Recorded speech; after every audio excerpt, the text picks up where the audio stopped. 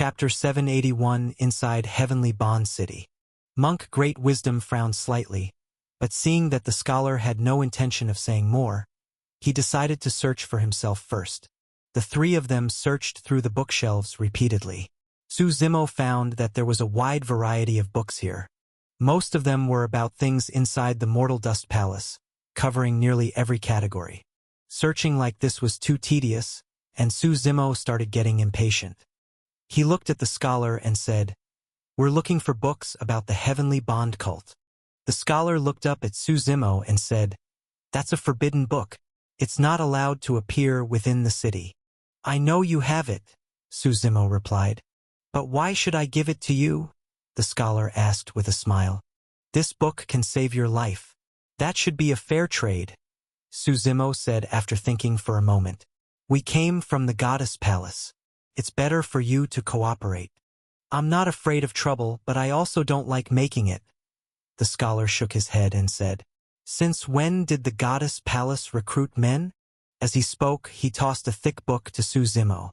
"You can take the book, but from now on, you're no longer welcome in this bookhouse." Suzimo looked down at the book. It was thick and seemed to have been sealed for a long time. He didn't say much else and returned to the inn with the book. Inside, the book recorded detailed information about the Heavenly Bond cult, including its origins and the story of Gongsun Hongtian. As one of the earliest people to enter the Mortal Dust Palace, Gongsun Hongtian originally thought he had transcended worldly desires and had an enlightenment like becoming a monk.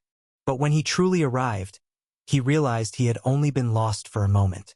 By then, it was too late to regret. Once inside the Mortal Dust Palace, you were not allowed to leave. Unwilling to spend his life trapped in this forbidden place, Gongsun Hongtian began forming the prototype of the Heavenly Bond cult. He joined forces with many others who were also lost, starting his long road of rebellion. With so many beauties in the world, how could one be content to cut off worldly ties? The rest of the book detailed how the Heavenly Bond cult initially struggled to grow under the suppression of the Goddess Palace but eventually became powerful step by step. Suzimo didn't read it too closely. After scanning through it, he decided to head to the Heavenly Bond cult. The three of them didn't linger in Martial Flame City. In the afternoon, they headed north. The Heavenly Bond cult allowed outsiders to visit. In fact, they were actively recruiting followers to grow stronger. Golden clouds painted the sky at dusk. The setting sun slowly sank below the horizon. Before dark, Suzimo and the others finally arrived inside Heavenly Bond City. In truth, Heavenly Bond City wasn't just a city. It stretched across the entire northern region, its vastness unimaginable. The Heavenly Bond cult sat at the very center, ruling and protecting the city. Tall city walls came into view, stretching endlessly toward the horizon. Pleasures of the world, the myriad states of all beings. These 8 characters were carved on both sides of the city gate, where 2 guards stood. Everyone entering the city had to register. "Where are you from?" one of the guards asked as he looked at the 3. "We just arrived at the Mortal Dust Palace and want to join the Heavenly Bond cult," Monk Great Wisdom replied with a smile. "The Heavenly Bond cult welcomes anyone. But if you have ill intentions, you won't be spared," the guard said. "Since you're not citizens of Heavenly Bond City, you can only stay for a maximum of 3 days." As he spoke, he handed each of them a token. He warned, "You must leave the city with this token after 3 days. If you fail to do so and are discovered, the consequences will be severe." After entering the city, even though it was evening, the place was bustling. Felt no different from the outside world. "What do we do next?" Monk Great Wisdom asked Suzimo. "Find Gongsun Hongtian and kill him," Suzimo replied. "The Heavenly Bond cult is at the center of the city with hundreds of thousands of followers. A direct fight would be messy," Great Wisdom said. "If Gongsun Hongtian escapes and hides, it'll be even worse. Then we'll go straight for him, but let's not alert anyone yet," Suzimo said. He looked at Guyu and added, "You'll need to hide in a room. Your cultivation is too low." Guyu nodded lightly. They planned to find an inn near the Heavenly Bond cult. It would be easier to gather information. Because Heavenly Bond City was so large, carriages operated within the city to travel from one side to the other.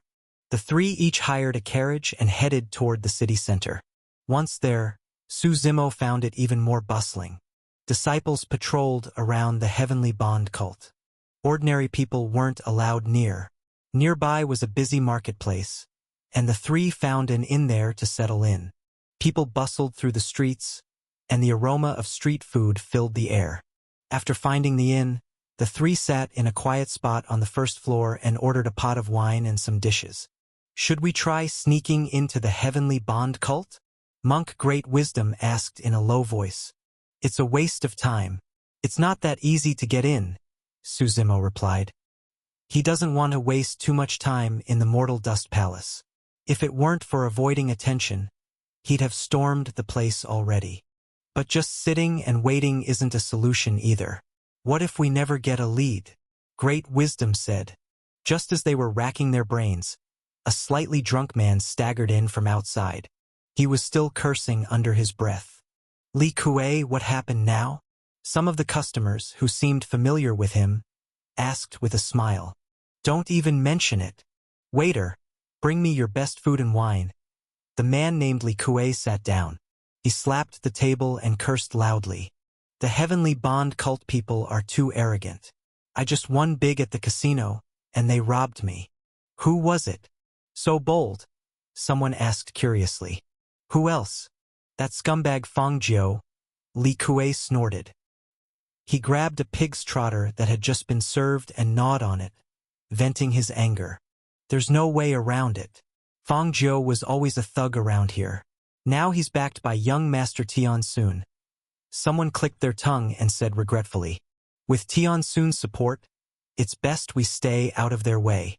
No matter what, Tian Sun is the young master of the Heavenly Bond cult. Why would he favor such a scoundrel? Li Kuei said, clearly unconvinced. He took a few more gulps of wine. "I just don't get it. I really don't." Chapter 782, Fang Jiao. All right, just try to stay away from Fang Jiao next time. People nearby advised one after another. Young sect master. Su Zimo rotated the wine cup in his hand, muttering to himself. After Li Kuei had eaten and drunk his fill, the sky outside had gradually darkened. He left the inn and started walking home. When he reached a sparsely populated alley, he saw a bald man in a Taoist robe walking toward him. Maybe it was because of the unusual attire, Li Kuei glanced at him a few more times. As the two passed by each other, he suddenly blacked out and collapsed. When Li Kuei opened his eyes again, he found himself in a small alley with three people standing in front of him. Startled, he quickly asked, "Who are you?" "I've never offended anyone. I ask, you answer." "Got it," Su Zimo said. Li Kuei quickly nodded, not daring to hesitate. "Who is Fang Jiao?" Su Zimo asked. He's a disciple of the Heavenly Bond cult," Li Kuei replied immediately. "And what's the story between this so-called young Master Tianquan and Fang Jiao?" Su Zimo wanted to confirm. Young Master Tianquan is the heir to the Heavenly Bond cult, the future cult master, Li Kuei answered. Fang Jiao was just a local thug around here who never did any proper work. But for some reason, he caught young Master Tianquan's attention and was brought into his inner circle. "Where can I find Fang Jiao?" Su Zimo asked. "The casino. He comes out irregularly every month, but he never misses the casino when he does," Li Kuei replied. "Any other time, he stays inside the Heavenly Bond cult and can't be seen. Have him draw Fang Jiao's portrait." Su Zimo patted Monk Great Wisdom on the shoulder and said softly, "Then kill him." The weather in the Mortal Dust Palace was unpredictable. One moment it was blazing sun, and the next it started snowing. But clearly, people here were used to such weather. That day, the sky was gloomy, with dark clouds covering the entire sky. It gave a stifling feeling, as if a storm was about to break. Beneath the clouds, small raindrops seemed to be falling. The casino in the marketplace was always the most lively. It was packed with people shouting and yelling nonstop. Fang Jiao walked out of the casino, having had bad luck that day and lost a lot. But the casino owner knew how to keep relationships and refunded all the losses in full. He was short and thin, wearing a blue long robe. He had a traditional long braid at the back, and walked with an air of arrogance. Two men followed behind him. One was burly and muscular. The other had eyes like an eagle, sharp and stern, meticulous in demeanor. One look at them, and it was clear they weren't ordinary people. "Let's go. Time to head back," Fang Zhou said to the two men. They gave no response, simply following him like bodyguards. As the three walked halfway, Monk Great Wisdom staggered past them with a wine jug in hand. "A flash from its sheath, the blade descends from the heavens," he recited softly, holding a curved blade and admiring it. As the blade was slowly drawn from its sheath, a sharp glow and a surge of blade aura overflowed. "Good blade," he praised, then swaggered off ahead. Watching Monk Great Wisdom leave, Fang Zhou slowly stopped and said, "Follow him." "Fang Zhou, the young master told us not to cause trouble," the burly man said. "Did you see that blade? What do you think?" Fang Zhou asked. "Didn't get a full look, but just from the aura, it's definitely a top-tier weapon," the eagle-eyed man replied. "The young master has always liked using blades. If we present it to him, we'll be rewarded," Fang Zhou said. "That Taoist doesn't look like he earned it fairly anyway." The two hesitated for a moment, unsure. "If you hesitate any longer, that Taoist will be gone," Fang Zhou added. His own cultivation was weak, so he relied entirely on the two of them and didn't dare pursue alone. "Let's go." The two exchanged a glance, then quickly followed Fang Zhou toward Monk Great Wisdom. Because there were too many people in Heavenly Bond City, Su Zimo didn't plan to make a move on the streets. Monk Great Wisdom deliberately walked toward a less crowded area, finally stopping in a remote alley. "Run, huh? Didn't think you could run so well," Fang Zhou said, panting as he looked at Monk Great Wisdom. "Do you need something from this poor Taoist?" Monk Great Wisdom turned around calmly and asked. "I'm very interested in that blade of yours and plan to buy it with one spirit crystal," Fang Zhou said. "Sorry, but that blade doesn't belong to me." Monk Great Wisdom shook his head and tossed the curved blade toward Fang Zhou.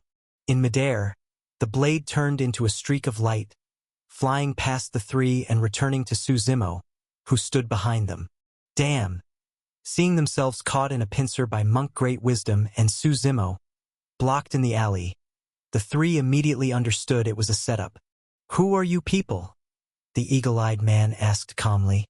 "You'd best get on the ground first," Su Zimo said with a smile. He raised his hand and suppressed them directly. With spirit force surging, the three had no time to react and instantly felt paralyzed. Their faces turned pale with fear, cold sweat pouring from their foreheads. After sealing their meridians, Su Zimo smiled and said, "Now we can talk. I meant no offense at all, sirs. Whatever you need, just say the word." "I'd go through fire and water," Fang Zhou quickly said. "I want to meet your young sect master," Su Zimo smiled. "Well," Fang Zhou hesitated. "What? Is there a problem?" Su Zimo asked. "And no, it's just that the young sect master is always inside the sect. I can't bring him out," Fang Zhou replied nervously. "Then take me into the Heavenly Bond cult," Su Zimo said. "Ha!" Fang Zhou froze, then reacted in shock. You want to enter our sect? You three have only two choices. Either take me to your young sect master, or die here and wait for him to clean up the mess," Su Zimo said. "Choose." "Then Fang Zhou glanced at the other two, then said, "We'll take you to meet the cult master." Su Zimo smiled and took out 3 pills, giving one to each of them. "This is the myriad worm heart-eating pill.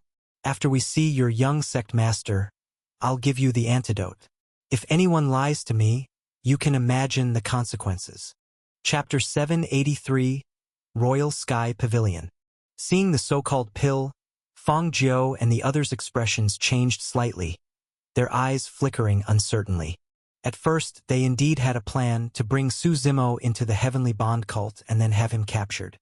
After all, that was their home ground, and they weren't afraid of Su Zimo stirring up any trouble. What? Scared now? Su Zimo chuckled. He slowly raised the bang blade in his hand, the blade intent beginning to condense faintly. We'll take it. Fang Jiu was the first to accept the pill. After swallowing it, aside from a slight pain, there didn't seem to be any other effects. This pill was brought in from outside. Don't think anyone in the Mortal Dust Palace can save you, Su Zimo said. The poison activates in 24 hours. It all depends on how you perform. The three of them looked extremely uneasy. Only two paths lay before them. Either be killed by Su Zimo now, or take him to meet young Master Tianquan, an act of betrayal with unimaginable consequences. But no matter what, it was still better than dying on the spot. I'll take you, Fang Jiu said. I'm curious. How does a street thug like you get noticed by young Master Tianquan? Su Zimo asked. Young Master Tianquan cultivates a special technique. Besides absorbing spirit force and insights, he can grow stronger by absorbing others' essence, Fang Jiu explained truthfully.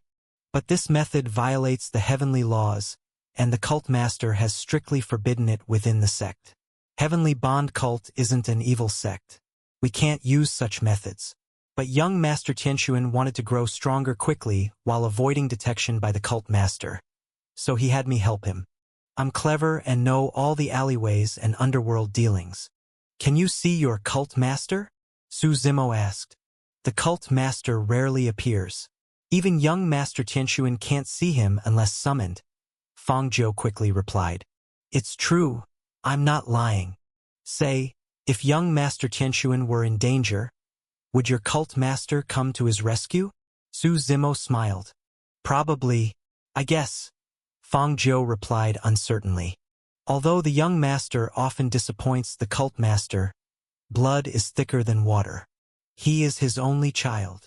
Then let's go, Su Zimo said.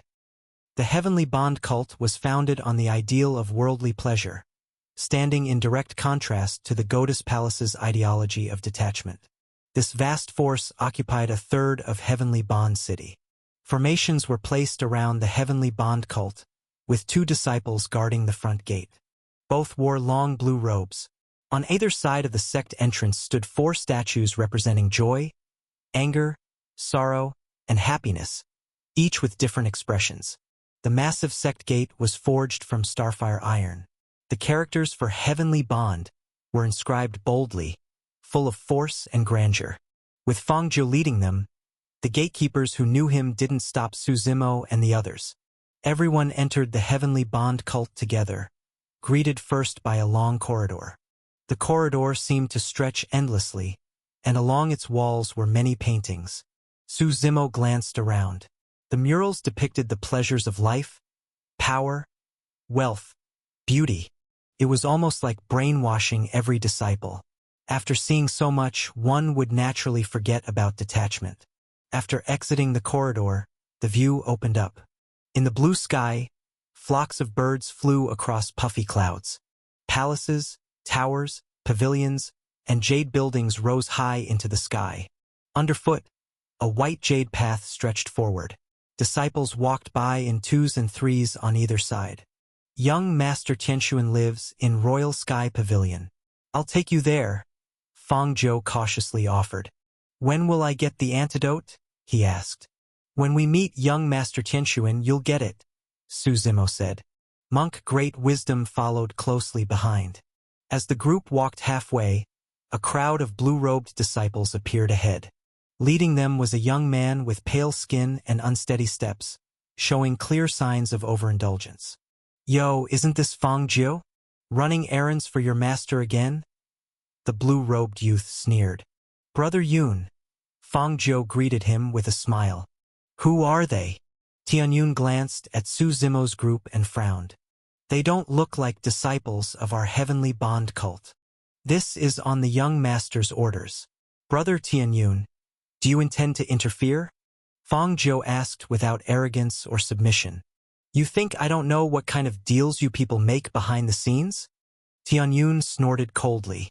I've just been too lazy to care. Fang Jiu only smiled and didn't respond. He knew his current status depended entirely on young Master Tianquan. He didn't want to offend anyone else unnecessarily. "You all be careful. Watch yourselves," Tianyun said before turning and leaving with his disciples. After Tianyun left, the eagle-eyed man beside them spat heavily and muttered disdainfully, "Who is he to lecture us? The things he does in secret are worse than ours. He just resents the young master and bullies us when he can."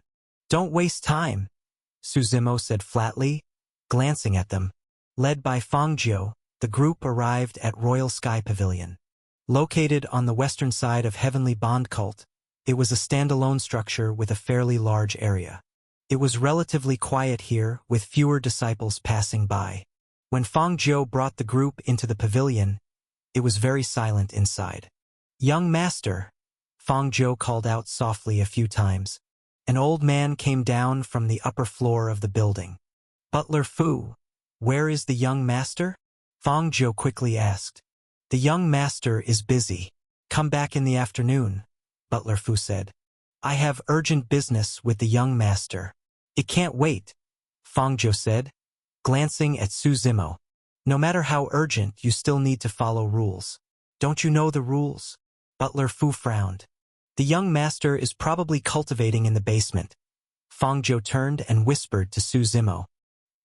"His cultivation must not be disturbed. He won't meet anyone at this time." "Do you know where the basement is?" Su Zimo asked. "Yes." Fang Jiu nodded. Su Zimo nodded slightly and glanced at Monk Great Wisdom. Monk Great Wisdom chanted, "Boundless Heavenly Lord," raised his hand, and directly pressed down toward Butler Fu. "What are you doing?" Butler Fu shouted, releasing a powerful aura and clashing with Monk Great Wisdom. Butler Fu was indeed capable. Blue spiritual energy surrounded him, and the phantom of a fierce tiger appeared around his body. That was his life spirit. "Finish it quickly," Su Zimo said nearby. Monk Great Wisdom gave a low shout, and the long sword at his waist flew out of its sheath. His Taoist robe fluttered in the wind. As the sword whistled, a terrifying sword intent gathered, forming a beam of light that flashed by. Butler Fu's tiger spirit was instantly torn apart, and the sword pierced straight through his chest. Chapter 784 Dual Assault. "What do you want?" Butler Fu coughed up blood, struggling to speak. "Fang Jiu, this is the Heavenly Bond Cult. You should know the consequences of betraying the young master. Just rest in peace." Su Zimo smiled and raised his hands, crushing Butler Fu in his palms. "Lead the way." He turned to Fang Jiu and the others. Fang Jiu and his companions looked pale as they awkwardly led Su Zimo into the building. He slowly rotated the floor beneath his feet, and with a series of loud rumbles, a deep, dark tunnel appeared below. From the passageway came faint, chilling screams. "This was built secretly by the young master," Fang Jiu explained. "He uses it for cultivation when he wants to absorb others' essence." "Lead ahead," Su Zimo said. As they walked into the dark passage, waves of heat blew against their faces, with sparks flickering in the dark. Halfway in, the tunnel began to brighten. The firelight ahead illuminated the path behind them. In the blazing flames, several figures ran frantically. They wailed, as if being consumed by fire, and eventually collapsed in the sea of flames. "Have you been here before?" Su Zimo asked. "No, the young master never allows anyone inside," Fang Jiu said. "I've only seen him enter a few times by chance." At the end of the passage, Su Zimo saw the sea of flames and felt its searing heat. An iron fence blocked the fire, glowing red from the heat. Next to it was a small door. Monk Great Wisdom stepped forward and found it locked. With several palm strikes, he blasted the iron door to the ground. Inside, the space opened up considerably. Surrounded by raging flames, countless people screamed as they were burned alive.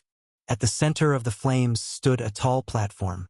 A blue-robed youth sat cross-legged atop it, and from around his body stretched out tendrils like tentacles. These tentacles latched onto the burning bodies, absorbing energy at a visible speed. This fire clearly wasn't ordinary.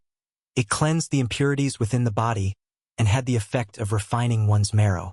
As Su Zimo and the others entered, the youth retracted the tentacles and opened his eyes. A sharp light flashed through his pupils. Fang Jiu, who told you to come here? Gongsun Tianxuan frowned and asked coldly. And who are they? Fang Jiu avoided his gaze and didn't answer. Instead, he turned to Su Zimo and asked, "Can I have the antidote now?" "There is no antidote. What I gave you was just an ordinary pill," Su Zimo replied. "Don't lie to me.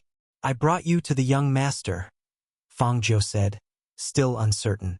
Su Zimo just smiled and didn't respond. He turned to Gongsun Tianxuan and said, "Come with us." "Who are you?" Gongsun Tianxuan asked. "That doesn't matter," Su Zimo said, reaching toward him. Gongsun Tianxuan snorted and rose into the air. The flames in the chamber roared, transforming into a dragon that charged at Su Zimo. With a wave of his right hand, Su Zimo scattered the dragon. As the flames dissipated, a fist carrying fierce force appeared before him. Su Zimo snorted coldly and caught the fist, then violently hurled Gongsun Tianxuan away. With a loud crash, Gongsun Tianxuan slammed into the chamber wall. The entire chamber shook, as if about to collapse. He quickly got back to his feet and stared at Su Zimo with a grave expression.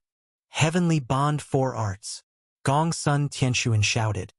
With him at the center, spiritual energy around him began to surge violently. Large faces embodying joy, anger, sorrow, and happiness materialized around him. "The myriad states of life, heavenly bond 4 forms," he chanted. His aura exploded. Countless tentacles spread out, violently shattering the space around them. "D!" Gongsun Tianxuan roared. The tentacles merged with the 4 emotional faces and lunged at Su Zimo. Now filled with emotion, each tentacle seemed alive, shrieking wildly. Laughing, crying, wailing. The sounds echoed throughout the chamber. Hearing them, everyone felt their souls tremble, stunned in place. "Soul attack," Su Zimo muttered. Behind him, the eagle-eyed man and the burly one didn't even have time to react before being pierced by the tentacles, instantly killed. "A dual assault on soul and body," Su Zimo said with interest. Monk Great Wisdom held his long sword and softly chanted scripture, trying to protect his soul. Fang Jiu cowered in a corner, completely paralyzed with fear. As the tentacles closed in, Su Zimo remained unaffected. The shadow tyrant behind him flew out of its sheath, unleashing a torrent of blade energy to cut through the tentacles. But the tentacles, strengthened by the emotions, sprouted heads. Each one seemed alive, reaching out with hands to grab Shadow Tyrant.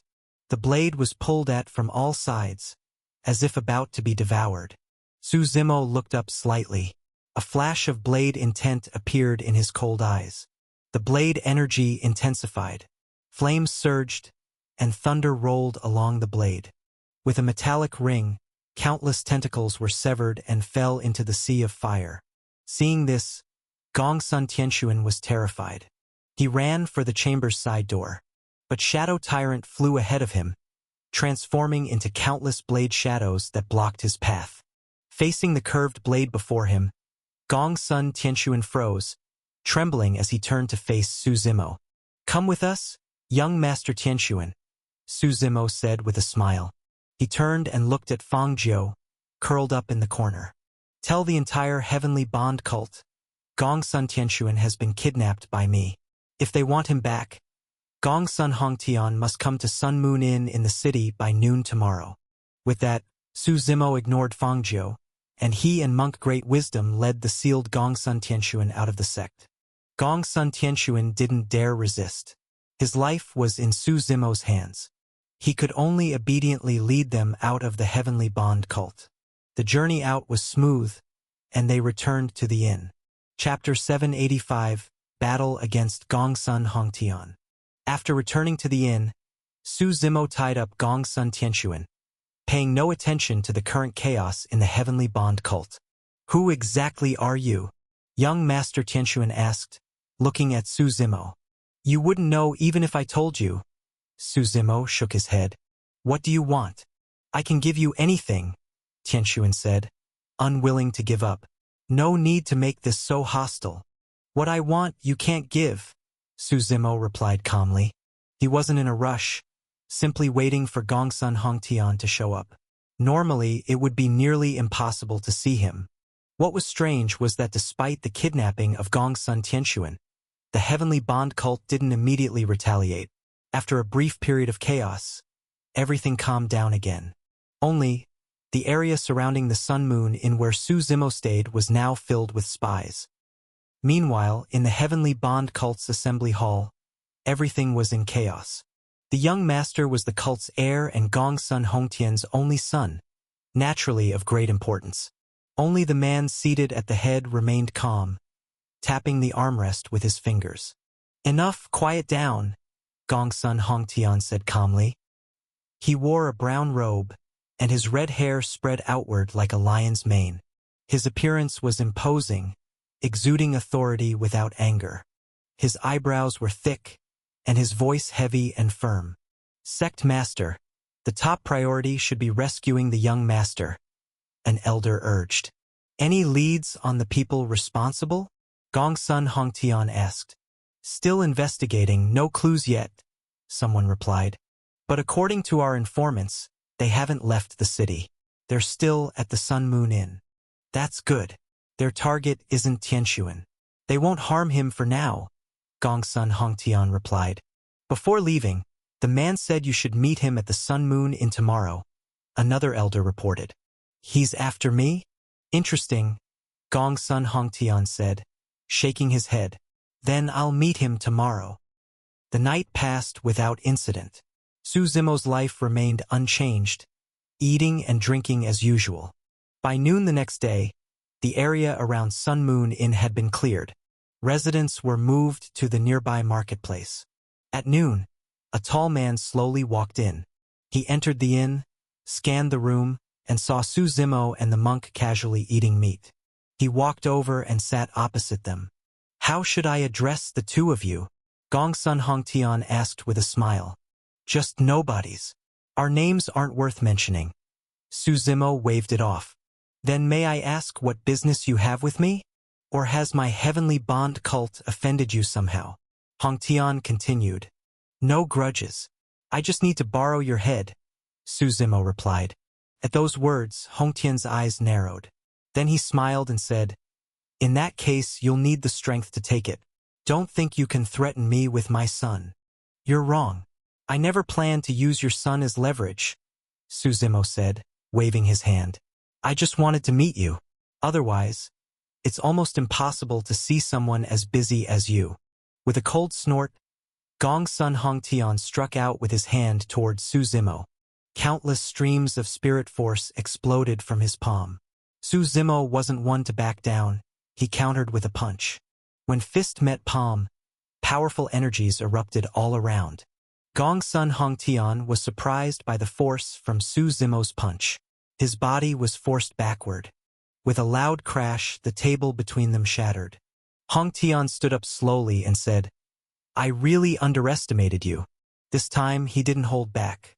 Powerful aura erupted from him. From the void behind his back, thick tentacles emerged. Compared to Tianxuan's, these tentacles were much larger and the surrounding energy had almost solidified. Unlike Tianxuan's basic emotions of joy, anger, sorrow, and happiness, Hongtian's cultivation was clearly on a deeper level. Each tentacle had sentience and life. They were imbued with immense power, transforming into blades, axes, or monstrous forms. So many tentacles surged, tearing the entire inn apart and causing it to collapse. Dust filled the air, and countless eyes turned toward the scene. For elderly men descended from the sky, each standing at a corner, guarding the area and preventing others from approaching. They're the 4 guardians of the Heavenly Bond cult, someone whispered. With all 4 appearing, what's happening? The guardians didn't act. Their role was simply to isolate the battlefield and prevent interference. As countless tentacles surged toward him, Suzimo drew Shadow Tyrant, unleashing waves of blade intent. But these tentacles were incredibly tough. His strikes left no marks. Su Zimo didn't dodge. He allowed the tentacles to attack. A series of loud explosions rang out. The floor beneath him shattered, and the tentacles slammed into his back. Su Zimo raised his head, expressionless, seemingly unfazed by pain. Countless power vortexes swirled wildly within him. Veins bulged on his hands as he grabbed two tentacles and violently flung them aside. To Gongsun Hongtian's shock, the tentacles were forcefully thrown away. Suddenly, a deafening roar echoed nearby. Su Zimo's vision went black as a massive creature charged at him. He was knocked flying dozens of meters before coming to a stop. He stood up, stretching a bit.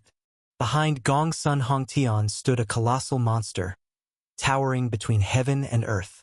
Su Zimo had never seen anything like it before. It resembled an octopus, with countless tentacles. But it had a complete body, bald, muscular, constantly blowing bubbles, and emitting strange cries. This was clearly Hongtian's true fate. His true fate had merged with his body. The tentacles behind him grew stronger. Hongtian's face contorted with ferocity as he charged at Su Zimo. Heaven Unity 3 gates. Open, Su Zimo growled. A beam of light descended from the sky, illuminating him, as both the gate of life and gate of eternity opened. Su Zimo's energy surged like a raging sea, sweeping toward Gongsun Hongtian. Gongsun Hongtian had at least the power of an immortal sovereign. Every strike of his carried world-shaking force, tearing heaven and earth apart, shaking the entire heavenly bond city. Chapter 786, Ancient Formation. The four great guardians watching nearby were slightly shocked as they witnessed the battle. The two were evenly matched. They knew better than anyone what kind of existence Gongsun Hongtian was. To say he was one of the most powerful in the Mortal Dust Palace would be no exaggeration. But now, this unknown young man who had suddenly appeared was not only evenly matched with Gongsun Hongtian, but even faintly suppressing him. The battle raged on, as if the entire heavenly bond city would be destroyed. The sky darkened, the earth trembled, and countless buildings collapsed. The two combatants pulled apart, Gongsun Hongtian panting heavily, his true fate flickering in and out of visibility. His hair stood on end like a beast, his eyes fixed on Su Zimo. But Su Zimo grew stronger the more he fought. His entire body radiated battle intent, and endless spirit force coiled around the Heaven Unity 3 gates above him. The strikes from his saber, Shadow Tyrant, came stronger with each swing. Fight! Su Zimo shouted, once again charging at Gongsun Hongtian. Seeing Su Zimo's fierce momentum, Gongsun Hongtian was startled. Feeling the overwhelming pressure emanating from Su Zimo, he swallowed hard. Flames blazed on Shadow Tyrant, thunder rumbled, and Su Zimo unleashed the 19 forms of Dao Seeking. Each form followed the last, like relentless waves, growing stronger each time. Gongsun Hongtian was overwhelmed, barely able to breathe. Seizing on a momentary lapse, Su Zimo swung down and severed all the tentacles behind him. The searing pain from his torn true fate made Gongsun Hongtian scream in agony. "Protect the cult master!" shouted the four great guardians, rushing forward. All four were at the God Meridian realm. Their auras surged as they attacked Su Zimo.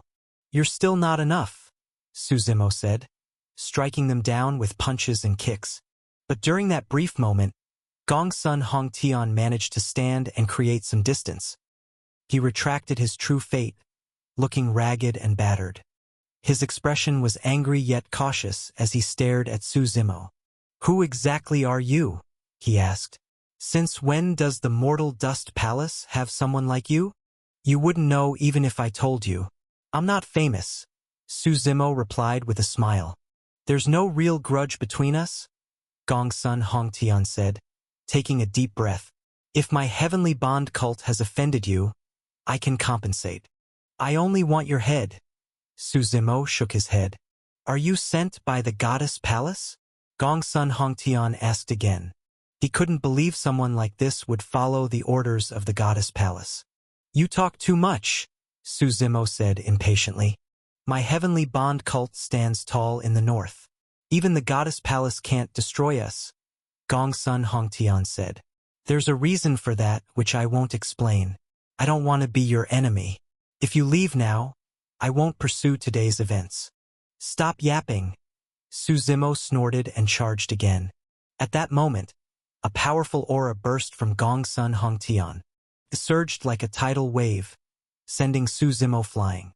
If it's life or death you want, then so be it, Gongsun Hongtian roared.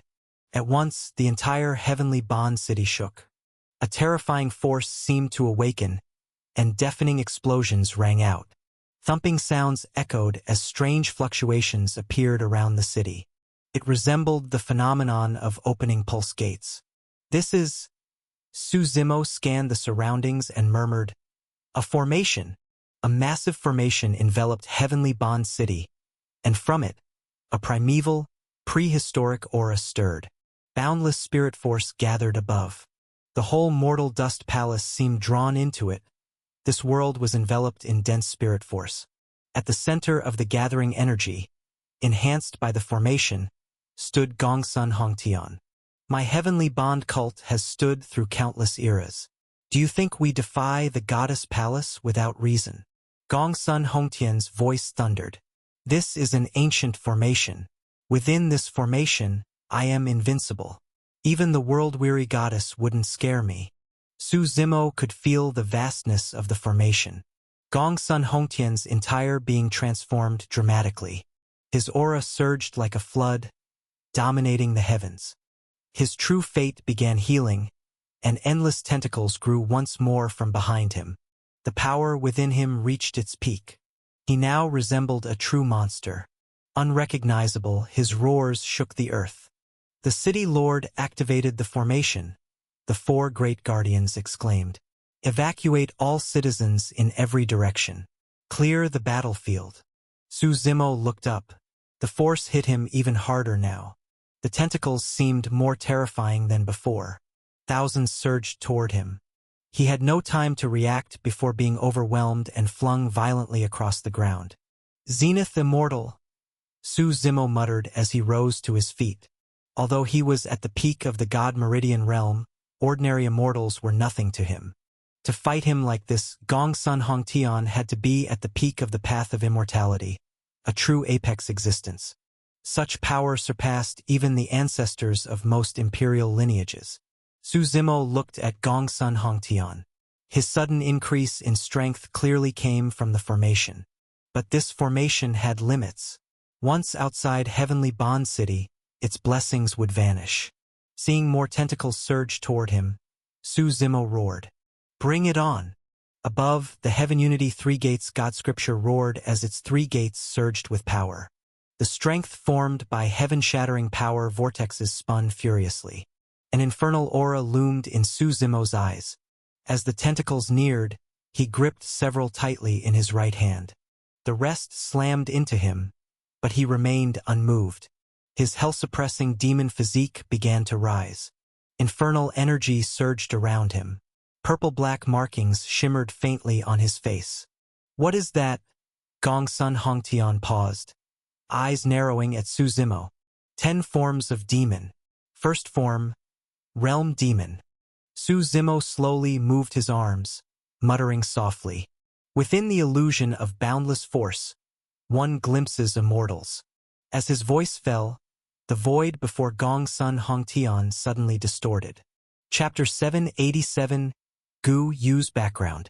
The space in front changed, but after careful sensing, Gongsun Hongtian didn't notice anything different. Countless tentacles attacked again from behind. But at that moment, with Su Zimo and Gongsun Hongtian at the center, the distance between the two suddenly folded, as if space itself had turned into a mirror.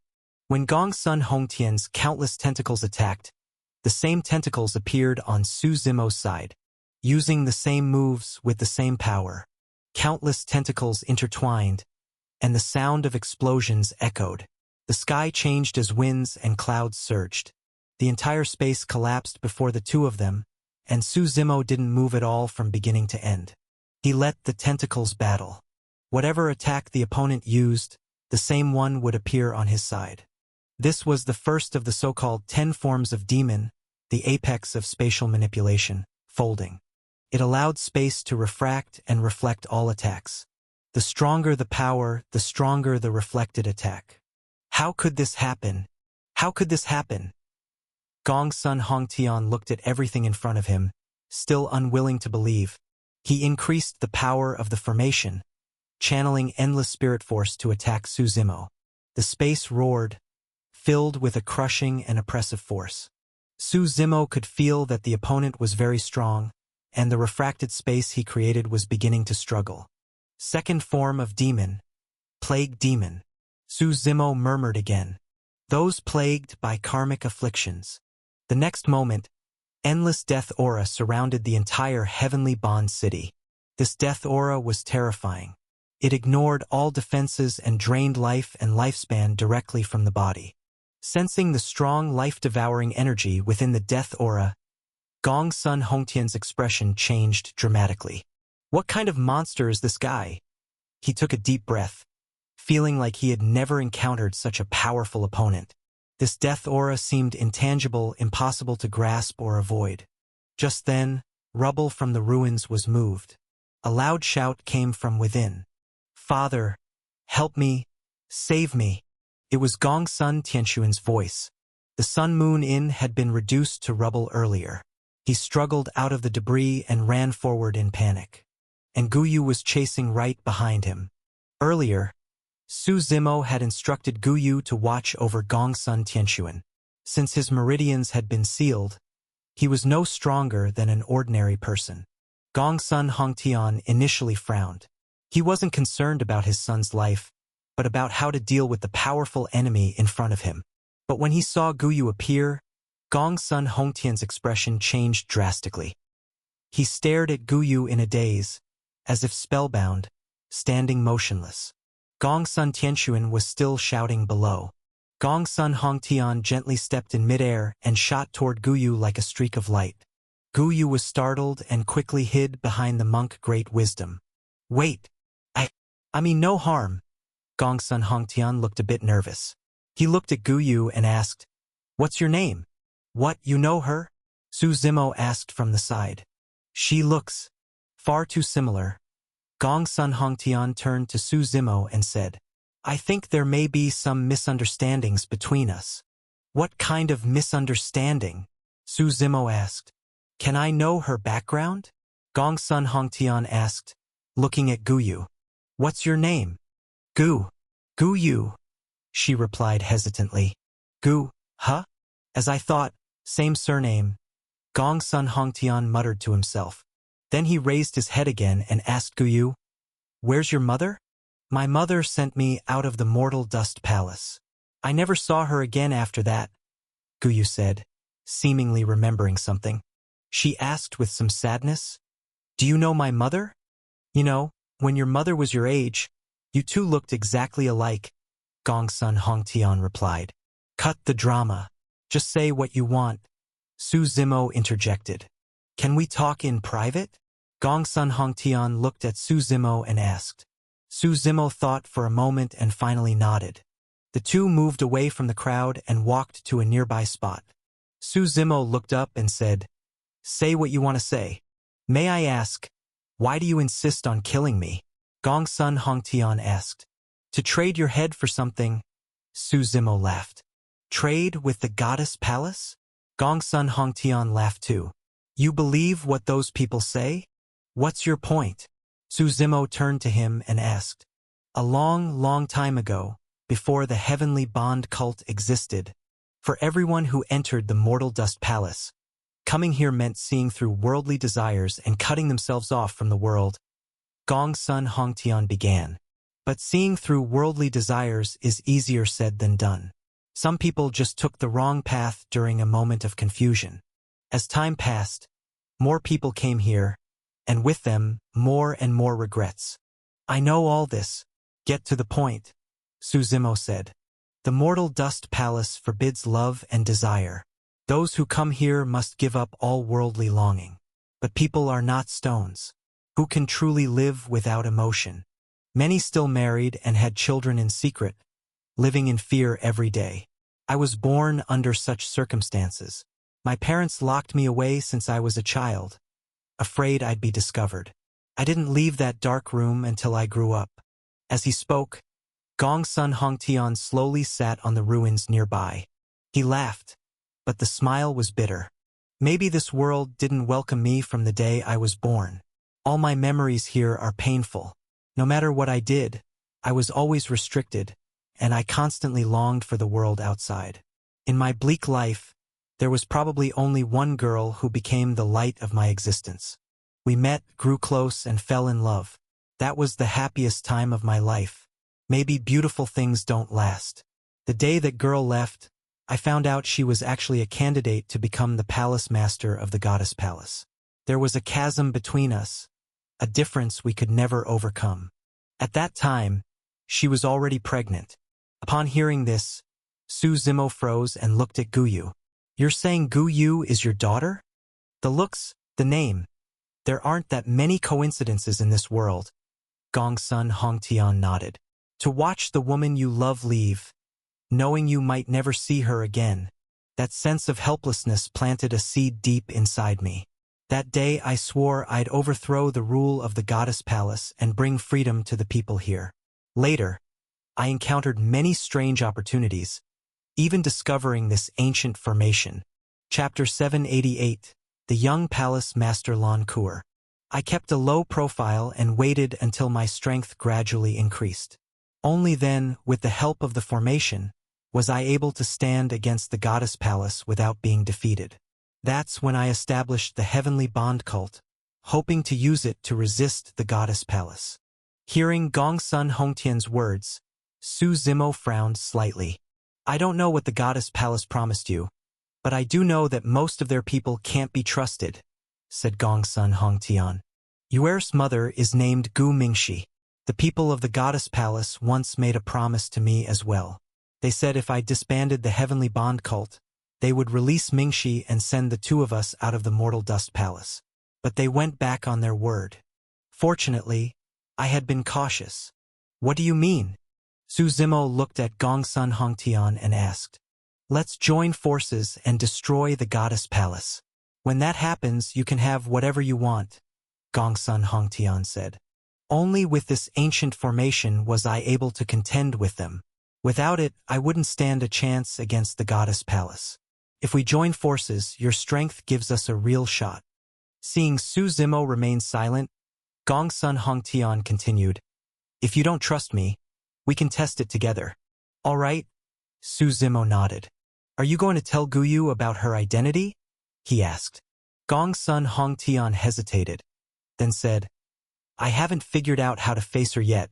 After all, it was Mingxi who raised her from the start. I, as her father, have done nothing. Can you give me some time with her? Let me tell her gradually? Su Zimo nodded without objection. The two briefly discussed their plans, then returned to the city. Gongsun Hongtian didn't say much to anyone else. He instructed the four great guardians to rebuild the collapsed buildings and restored peace to the city. Then he prepared to leave with Su Zimo and the others. As for Gongsun Tianxuan, once Gongsun Hongtian learned about what he had done in the basement, he was immediately placed in solitary confinement. Su Zimo later learned that Gongsun Tianxuan wasn't Gongsun Hongtian's biological son, but his adopted child.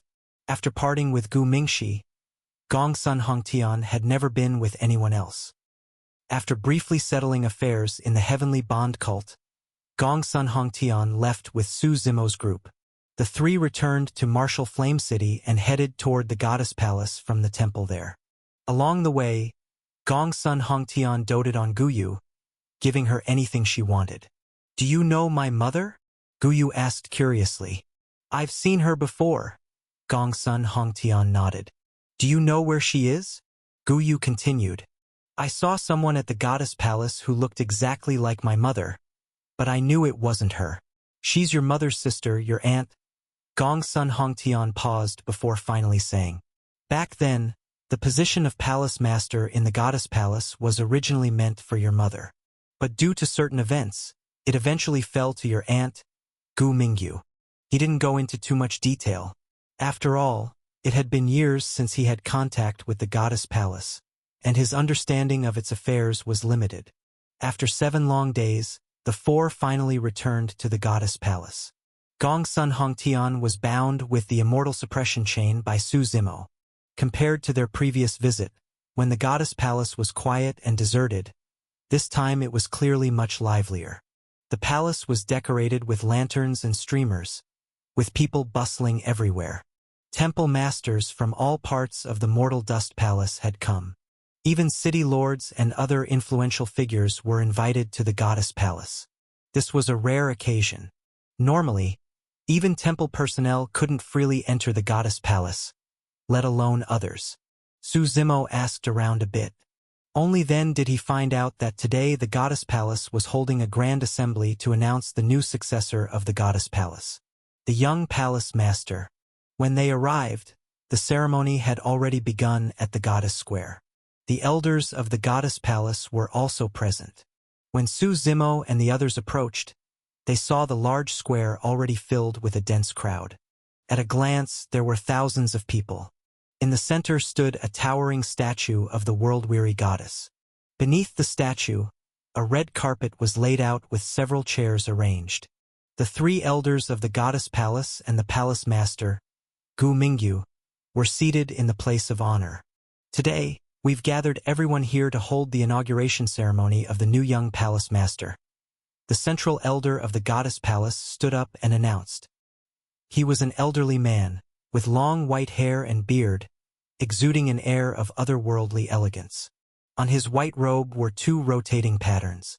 He was the only man in the entire goddess palace. The other 2 elders were an old woman and a voluptuous middle-aged woman. "That's Ancestor Heavenbearer," someone whispered in the crowd upon seeing the old man speak. Ancestor Heavenbearer hasn't appeared in years. Who would have thought he'd show up for the young palace master's ceremony?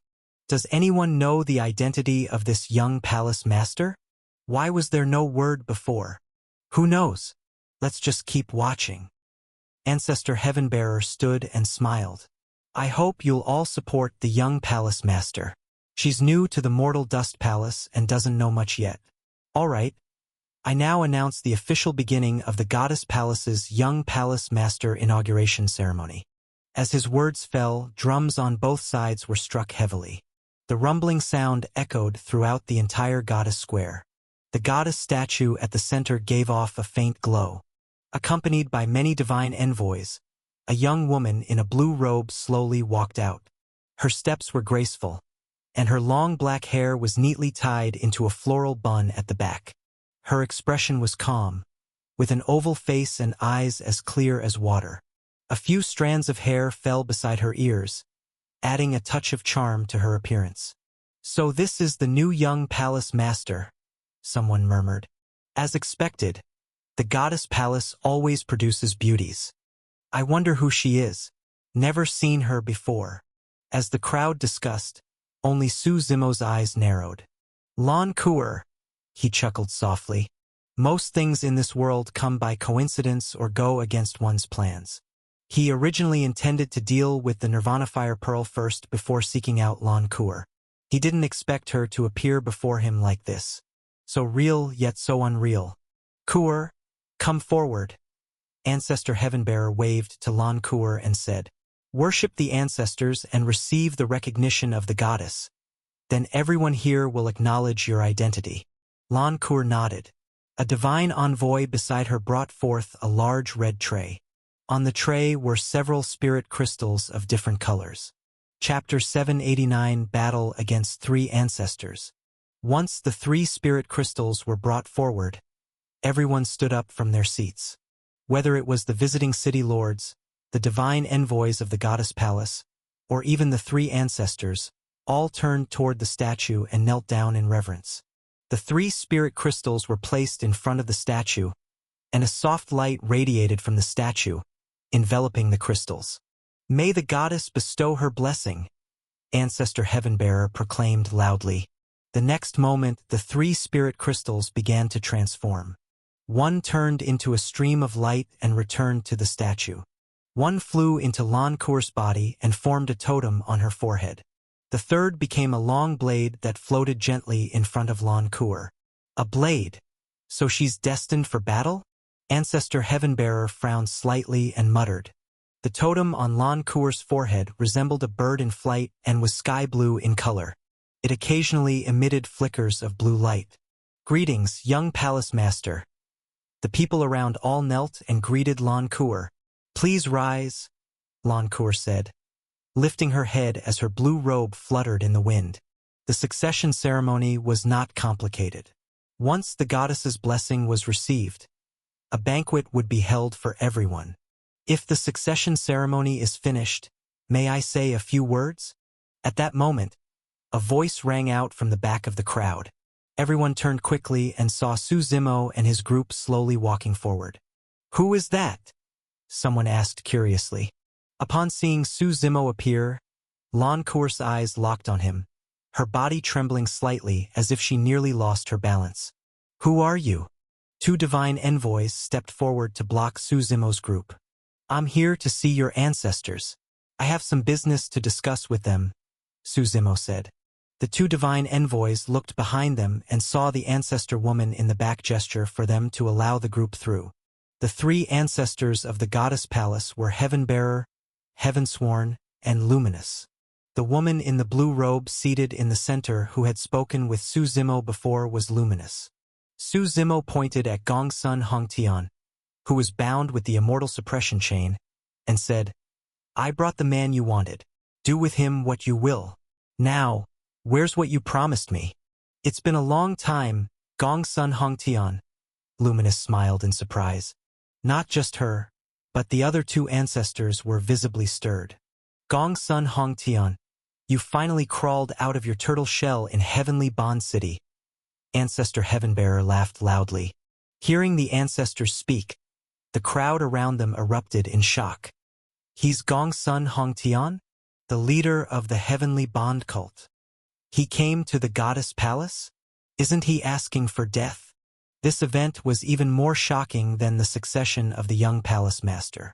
After all, the Heavenly Bond cult was like a thorn in the side of the goddess palace, one they could never seem to remove. And in recent years it had only grown stronger. Ignoring the noise around them, Su Zimo turned to Luminous and asked, So, where's what you promised me? What did you promise him? Ancestor Heavenbearer asked Luminous in a low voice. The Nirvana Fire Pearl, Luminous replied. Are you crazy? That treasure is invaluable. You know that better than I do, Heavenbearer said anxiously. You decide. Luminous stretched lazily and reclined in her chair. Heavenbearer pondered for a moment, then smiled at Su Zimo and said, Would you allow us a moment to discuss before we give you an answer? What? Your word means nothing now? Su Zimo said with a smirk.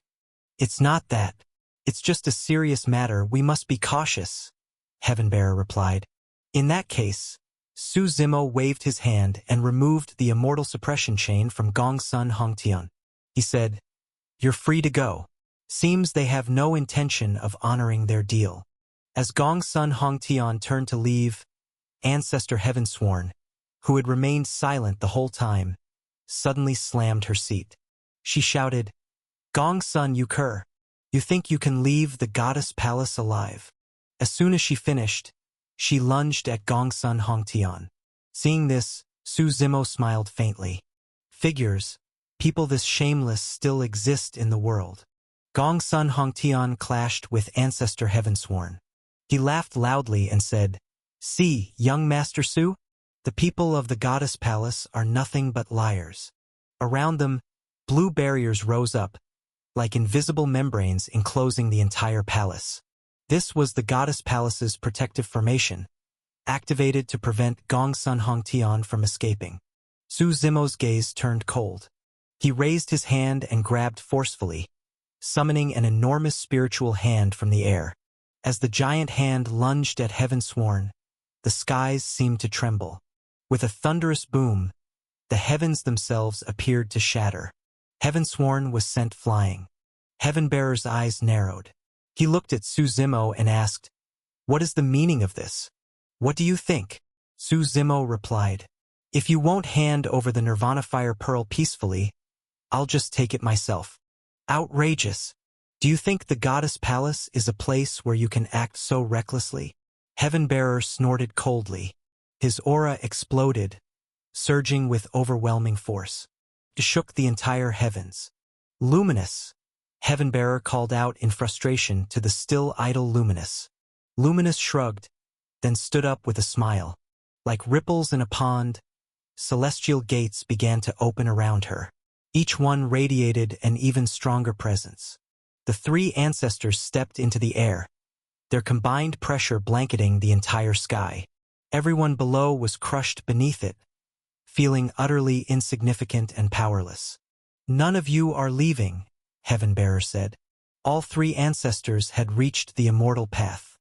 Heavensworn was an immortal sovereign, Luminous was an undying immortal, and Heavenbearer stood at the peak of immortality, a zenith immortal.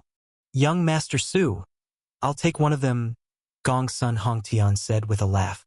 Su Zimo turned to the monk Great Wisdom. The monk quickly shook his head and said, "I have to protect Guyu. I'm sorry, I can't handle a battle at this level." Su Zimo shook his head slightly.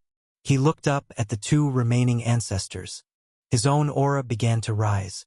He waved his right hand, and chaos emerged from the god world of true fate. The beast's majestic presence filled the area. Through cultivation in the god world of true fate, chaos had grown rapidly, now reaching the level of immortal sovereign. Su Zimo patted chaos on the head and said, "One each." Then he charged straight at Heavenbearer. He walked step by step into the air, with the power of heaven-shattering force and the three gates spinning within him. His aura shattered the pressure from the three ancestors above. The war god's 9 transformations activated at the same time. Explosions resounded, drowning the entire space in violent chaos. Chapter 790, Bringer of All Disasters. The aura surged into the skies, confronting the 3 great elders of the Goddess Palace. The crowd below watched in shock. "Are you truly set on opposing the Goddess Palace?" Ancestor Heavenbearer asked, his gaze sharp. "This is our main stronghold. You'd best think carefully. And you have the nerve to ask me that? I brought Gongsun Hongtian here, and yet you want to go back on your word? The Mortal Dust Palace being ruled by people like you is truly disgusting," Su Zimo said, shaking his head. "If you're willing to back off, the Goddess Palace will compensate you. But if you insist on this path, then we'll suppress you as well," Heavenbearer said coldly. "You and what army?" Su Zimo chuckled. With a snort, the blade intent from his right hand surged forth from Shadow Tyrant, and he charged at Heavenbearer. Half the sky was stirred up by the violent blade intent. Meanwhile, Gongsun Hongtian rushed toward Luminous. That left chaos to battle Heavensworn. The sky was divided into 3 battlefields. Those below had no right to intervene. The cultivation method of the Goddess Palace was quite unique. Their technique was known as the 18 Realms. It referred to the 6 senses, 6 roots, and 6 dusts, together forming the so-called 18 Realms. Once a person's 18 realms were erased, they would become a soulless shell, a walking corpse. That was the true terror of this technique. It was commonly used to punish criminals within the Goddess Palace. The 6 senses: sight, hearing, smell, taste, touch, and thought. The 6 roots: visual root, auditory root, olfactory root, gustatory root, tactile root, and cognitive root. The 6 dusts: color, sound, scent, flavor, texture, and perception. These 18 components represented the body and mind of a person. Now, around Ancestor Heavenbearer, 18 different streams of energy swirled. He stood in the sky, the energies evolving, merging, and dispersing. They eventually formed a massive barrier that enveloped both him and Su Zimo. "Here, I can strip you of everything," Heavenbearer said calmly. With a wave of his right hand, the sky itself seemed to collapse. Countless streams of energy surged toward Su Zimo. Su Zimo raised Shadow Tyrant high and slashed straight down. With a thunderous explosion, It was like a massive mushroom cloud erupted, engulfing the entire sky. Space was completely shattered, and fragments of broken reality rained down. "Strip the six senses," Heavenbearer shouted. The surrounding energy wrapped tightly around Suzimo. In that moment, it was as if the entire world vanished from his consciousness. He couldn't see, hear, or touch anything. He couldn't feel at all, as if he was submerged in endless, boundless darkness. "So this is the 18 realms," he muttered to himself, though he couldn't even hear his own voice. Suzimo could no longer sense anything from the outside world. His consciousness felt completely locked away. He slowly sat up, and the third eye on his forehead gradually opened. Heavenly Tribulation God Eyes. The divine eyes Suzimo had awakened before. His power wasn't just divine thunder. It could also see through all illusion. Lightning was the bane of all illusions and ghosts. It embodied both absolute yin and absolute yang, the strongest form of destructive thunder. This 18 realms technique didn't actually strip away the senses. It used illusion to block perception, a high-level illusion almost impossible to detect. But when the Heavenly Tribulation God Eyes opened, a faint arc of violet lightning flickered from his brow. Within that arc, a sea of thunder brewed, and as soon as the illusion met it, it was instantly destroyed. Outside, Ancestor Heavenbearer looked at Suzimo's unresponsive state, believing he was completely at his mercy. Just as he stepped closer, a bolt of lightning shot out from Suzimo's forehead, piercing straight through his chest and sending him flying in a torrent of divine thunder. Suzimo slowly stood up, the Heavenly Tribulation God Eyes on his brow pulsing with endless gray lightning. He looked at Heavenbearer, who staggered back to his feet. A gaping hole had been blasted through his chest. Even his blood had been scorched gray-purple by the thunder. Yet he was not dead. At this level, even if one's true fate was shattered, revival was still possible. Let alone a wound of this level. "I really underestimated you," Heavenbearer sneered. "You're surprisingly weak," Suzimo replied, shaking his head. Heavenbearer growled. He hadn't expected his 18 realms to be broken so easily. After all, it was a technique left behind by the world-weary goddess. He had cultivated it for years and believed he'd mastered its essence. "Wretched beast, come forth," Heavenbearer roared again. The force of his true fate surged behind him. From the void emerged a massive beast head, followed by its body and limbs. This creature's head was enormous and its body completely red. Its back and arms glowed like molten lava, radiating intense heat. Each side of its back bore 4 metallic, blade-like spikes. Its head resembled a monkey, with long white hairs drifting from its cheeks and crown. Its ears were slender and layered with circular patterns. As the wretched beast appeared, it glared at Suzimo with vicious eyes. Leaping 100 meters high, it lunged at him. Suzimo raised his blade to meet it, but the beast clamped down on the blade and yanked hard. Its strength was overwhelming. Biting down on the Shadow Tyrant blade, it flung Suzimo into the air. He twisted mid-flight, regaining control and stabilizing himself. Seeing the wretched beast charge again, Suzimo waved his right hand, unleashing a torrent of demonic energy. Third form of demon, terrestrial demon, bringer of all disasters. As his words fell, the surroundings of the goddess palace began to change. Lightning flashed, thunder roared, torrential storms broke out. Disasters came flooding in. Earthquakes, floods, bloodstorms, sandstorms, hurricanes, volcanoes, tsunamis, every kind of calamity engulfed the goddess palace, swallowing the wretched beast and ancestor Heavenbearer. Nature's fury was unstoppable. People say man can defy heaven, but this was not something that could be stopped so easily. Amidst all the chaos, Heavenbearer's roars were drowned out. Suzimo calmly watched it all unfold. After the disasters passed and the wind and rain faded, the shattered sky looked pure once again. Heavenbearer's body lay crumpled in the void. Luminous and Heavensworn, who had been battling Gongsun Hongtian, rushed over immediately, and rescued the now-shattered true fate of Ancestor Heavenbearer. Chapter 791, The Terror Descends. Ancestor Heavenbearer, are you all right? Ancestor Heavensworn asked urgently. Ancestor Heavenbearer stood up weakly. Although his life wasn't in danger, with his true fate shattered, his body remained frail. He no longer had the strength to fight. He looked at Su Zimo and said, I lost.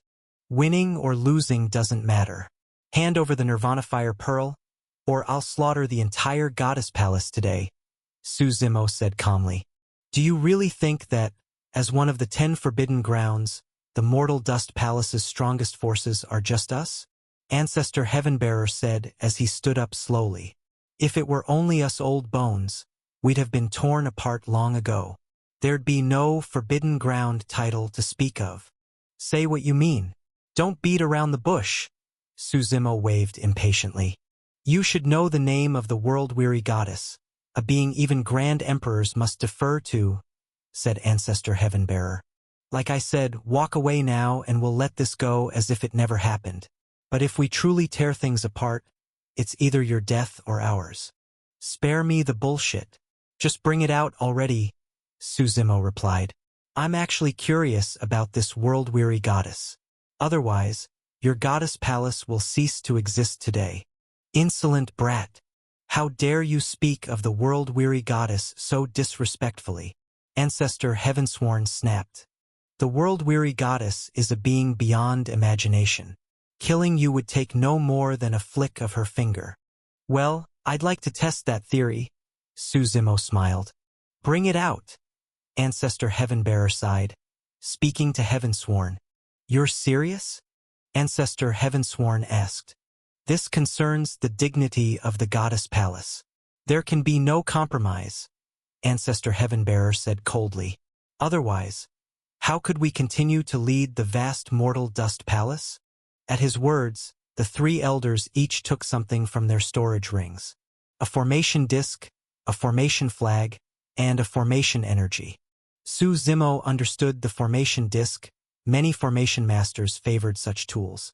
But nowadays, formation discs were typically paired with formation seals, not flags. The age of formation flags had long passed. Since the Desolate Era, few had used them, and formation energy was even rarer. Only when natural spirit force couldn't power a formation would specific formation energy be preserved as a catalyst. But in this era, unless it was some legendary era ancient formation, these weren't needed at all. You forced this, Ancestor Heavenbearer said, looking at Su Zimo. You people always love to blame others. Su Zimo laughed, shaking his head. Why don't you think about who broke the promise first? But Ancestor Heavenbearer no longer cared to argue. He tossed the formation disc into the void. The disc activated. In the next moment, it expanded to a colossal size, covering the entire Mortal Dust Palace. As it spun, it spread out endlessly, engulfing the heavens. Ancestor Heavensworn followed by tossing out the formation flags. It was unclear how many there were, but they filled the void in dense numbers, a terrifying sight. They scattered across the sky, gradually fading from view, spinning in sync with the disc. Next, the 3 elders' auras surged. Their power linked together as they began to release the formation energy. The formation energy turned into a stream of light and fused into the formation disc. Immediately, an overwhelming wave of spirit force converged on the location. Thunderous rumbling echoed from deep within the clouds. The sky shifted violently with wind and thunder. Winds roared, clouds swirled, sand and stone flew. It was as if a sandstorm had engulfed the entire sky.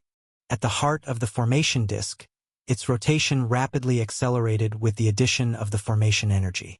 A teleportation space appeared within the formation. The entire world went silent. Only the teleportation space remained, faintly emanating a pressure that weighed down on all of existence.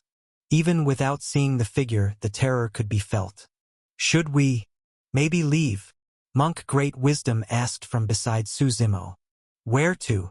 Su Zimo smiled. The fierce wind blew his hair upward, his robes fluttering loudly.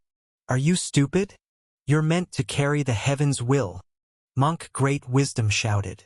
You have the potential to become a grand emperor. There's no need to risk yourself here. What makes you so sure I can become a grand emperor? Su Zimo laughed. We haven't even known each other that long. Just trust me.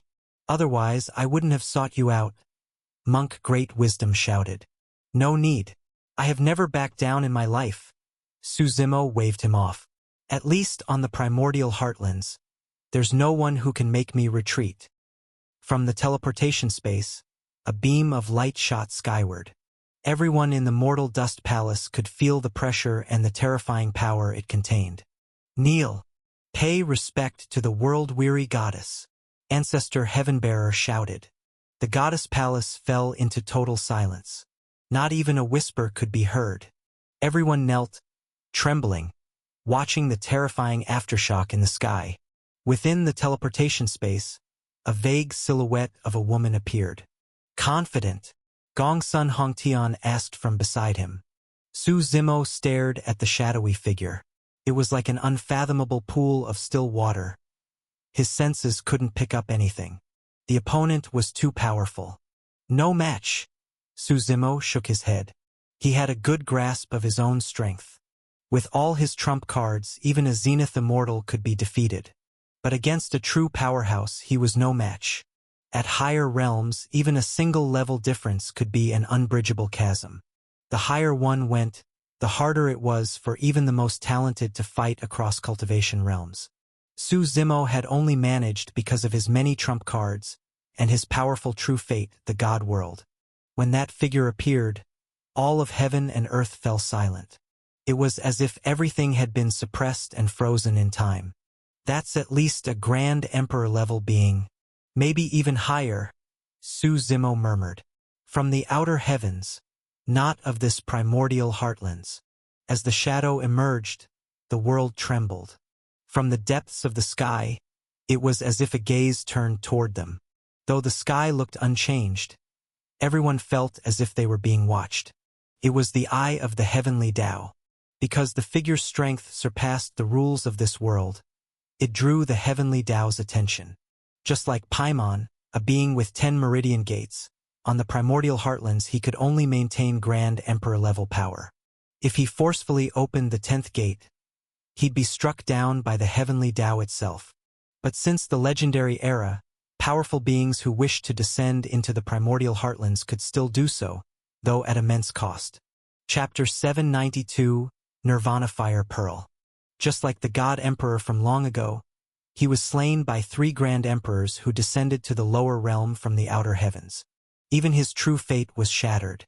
Though the price was high, beings from the outer heavens could still descend to the primordial heartlands. The world-weary goddess, Su Zimo muttered. He couldn't clearly see the figure. From the outline, she seemed to be a woman. The world-weary goddess was hidden in the void, shrouded in mist. He couldn't tell if she was real or an illusion, male or female. Su Zimo knew he was not her match. If it came to a fight, he'd have to call for Paimon and Sevenface, his infernal archons. Who calls me? A cold, clear voice rang out from the void. The voice sounded like a manifestation of the great Tao, spreading through the world and reaching everyone's ears. World-weary goddess, we are your loyal followers. The 3 ancestors quickly knelt and said respectfully, Mortal Dust Palace. The woman in the void murmured. Then she asked, Why have you summoned me? World-weary goddess, after your ascension to the outer heavens, we've faithfully followed your commands and managed the goddess palace, said Ancestor Heavenbearer. Now an outsider seeks to destroy your divine palace. Our strength is too weak. We had no choice but to call upon you. Hearing Ancestor Heavenbearer's words, Guyu beside him snorted coldly. Shameless. It was clearly the ancestors who broke their promise. Now they had the audacity to accuse others first. The woman in the void slowly turned her gaze toward Su Zimo. How would you like to die? Her cold voice spread across the land, filled with killing intent so dense it seemed almost tangible, swirling around them. Well, that depends on whether you have the skill. I've always been hard to kill, Su Zimo replied with a smile. And won't you show your true form? Hiding like this, what's the point? Lowly insect of the lower realm, only good with words, the world-weary goddess snorted. A massive hand descended with overwhelming force. At the same time, the gaze from deep within the heavens intensified. Thunderclouds gathered above, and the skies twisted as if preparing for something. The world-weary goddess frowned slightly. When her hand fell, though it looked like an ordinary hand, it suppressed the entire world, leaving everything frozen. Everyone below, including Suzumo, felt a force they couldn't resist. Even breathing was impossible. The massive hand was about to crush Suzumo. At that moment, a black cloud of infernal energy slowly rose like a mushroom cloud, then exploded in the sky. Two surging masses of infernal energy burst into the heavens, covering the sky.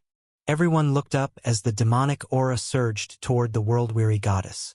"Putting on a show," she snorted coldly. She raised her jade hand and flicked her fingers. Two red dots of light shot toward the infernal energy to suppress it. But the power of the infernal aura clearly exceeded her expectations. The red light dots were instantly devoured, and the explosion of infernal energy forced her several steps back. From the explosion, the figures of Paimon and the Seven-Face slowly appeared. The Seven-Face stretched lazily, looked at the world-weary goddess, and said with a grin, "Impressive. Someone from the outer heavens descending to the primordial heartlands. It's a bit offside, isn't it? Who are you?" The world-weary goddess frowned slightly, sensing their powerful aura. "That's not important," Paimon replied. "What matters is that everything here today will be decided by our master. If you're smart, piss off. If you insist on fighting, well, the heavenly Tao is watching. It won't end well for you." Paimon actually wanted to fight, but the rules of this world were too restrictive. He couldn't use his full power here, so fighting would be pointless. The world-weary goddess thought for a moment. Then she turned to Suzumo and asked, "Why do you seek to destroy my goddess palace? The order here has existed for millions of years. We've wronged no one. Shouldn't you ask them?" Suzumo pointed to the three ancestors and smiled. Seeing the world-weary goddess's gaze shift to them, Ancestor Heavenbearer grew flustered and quickly said, "It was Ancestor Luminous who made the promise without consulting me, offering the Nirvana Fire Pearl. I intended to leave it for you. If they want it, give it to them," the world-weary goddess said calmly. "This?" Ancestor Heavenbearer hesitated briefly. The world-weary goddess sent a voice transmission to him. No one knew what she said. Ancestor Heavenbearer's expression changed slightly, and he quickly nodded. "Honored one." Ancestor Heavenbearer turned to Suzumo and said, "I am willing to give you the Nirvana Fire Pearl. Just please stay out of our conflict with the Heavenly Bond cult." "You're in no position to bargain," Suzumo replied coldly. "Yes, yes." Ancestor Heavenbearer nodded quickly and took out a fiery red pearl from his storage ring. The surface of the pearl bore the image of a phoenix. Inside, it glowed a fiery red, as if burning with intense flames. "This is the Nirvana Fire Pearl. It was brought into the goddess palace by someone long ago and eventually offered to me," Ancestor Heavenbearer explained. Suzumo took the Nirvana Fire Pearl, felt warm in his hand, as if it was made from pure flame. He knew that the Nirvana Fire Pearl represented the fire of rebirth. Legend had it that Nirvana Fire Flame could allow one to be reborn, even reshape their foundation, tremendously powerful. He put the Nirvana Fire Pearl away and looked up at the world-weary goddess. She returned the gaze and said calmly, "If you can bear the heaven's will in this life, I'll wait for you in the outer heavens." With those words, her figure slowly vanished. "If there's nothing urgent, don't summon me again." As her voice faded, the teleportation space began to shatter. The formation disk and flags dispersed and returned to the hands of the three ancestors. "Is there anything else you require?" Ancestor Heavenbearer stepped forward and asked respectfully. He knew clearly what kind of being the world-weary goddess had just told him Suzumo was. "I want to speak with her alone." Suzumo looked at Lan Kur beside him and said softly, "Kur, Ancestor Heavenbearer turned to Lan Kuer and nodded slightly. Then everyone at the world-weary goddess square withdrew. Only Su Zimo and Lan Kuer remained. It's been a long time, Su Zimo smiled. Why are you here? Lan Kuer walked forward and asked quietly. To find you, and to seek the Nirvana Fire Pearl, Su Zimo said directly, not hiding anything. Why did you become the young palace master here? Did they force you? No. It was my own choice. Lan Kuer shook her head slightly. So? You've seen through the mortal world? Let everything go, Su Zimo asked. Lan Kuer quietly looked at him, saying nothing. Chapter 793, Goodbye. Female lead? Will you leave with me, or stay here? Su Zimo asked. I haven't figured out how to face you yet. Every time I think of you, I also think of my father, my family. Lan Kuer said after a long silence, her voice tinged with pain. Do you want to run away for the rest of your life? Su Zimo asked. Even if I don't run, what happens if I leave with you now? Will you stay with me forever? Spend a peaceful life with me? Lan Kuer said with a bitter smile. I know you. You'll never stop moving forward. Eventually, you'll bear the heaven's will, travel to the outer heavens, and keep climbing toward higher worlds. In the end, I won't even see your shadow. This is my destiny, Su Zimo replied quietly. Yes, destiny. Lan Kuer nodded and said, You left me once, and now you're leaving again. Even if you had a second chance, nothing would change, right? Su Zimo didn't answer. From a certain point of view, Lan Kuer wasn't wrong. He never truly had a choice.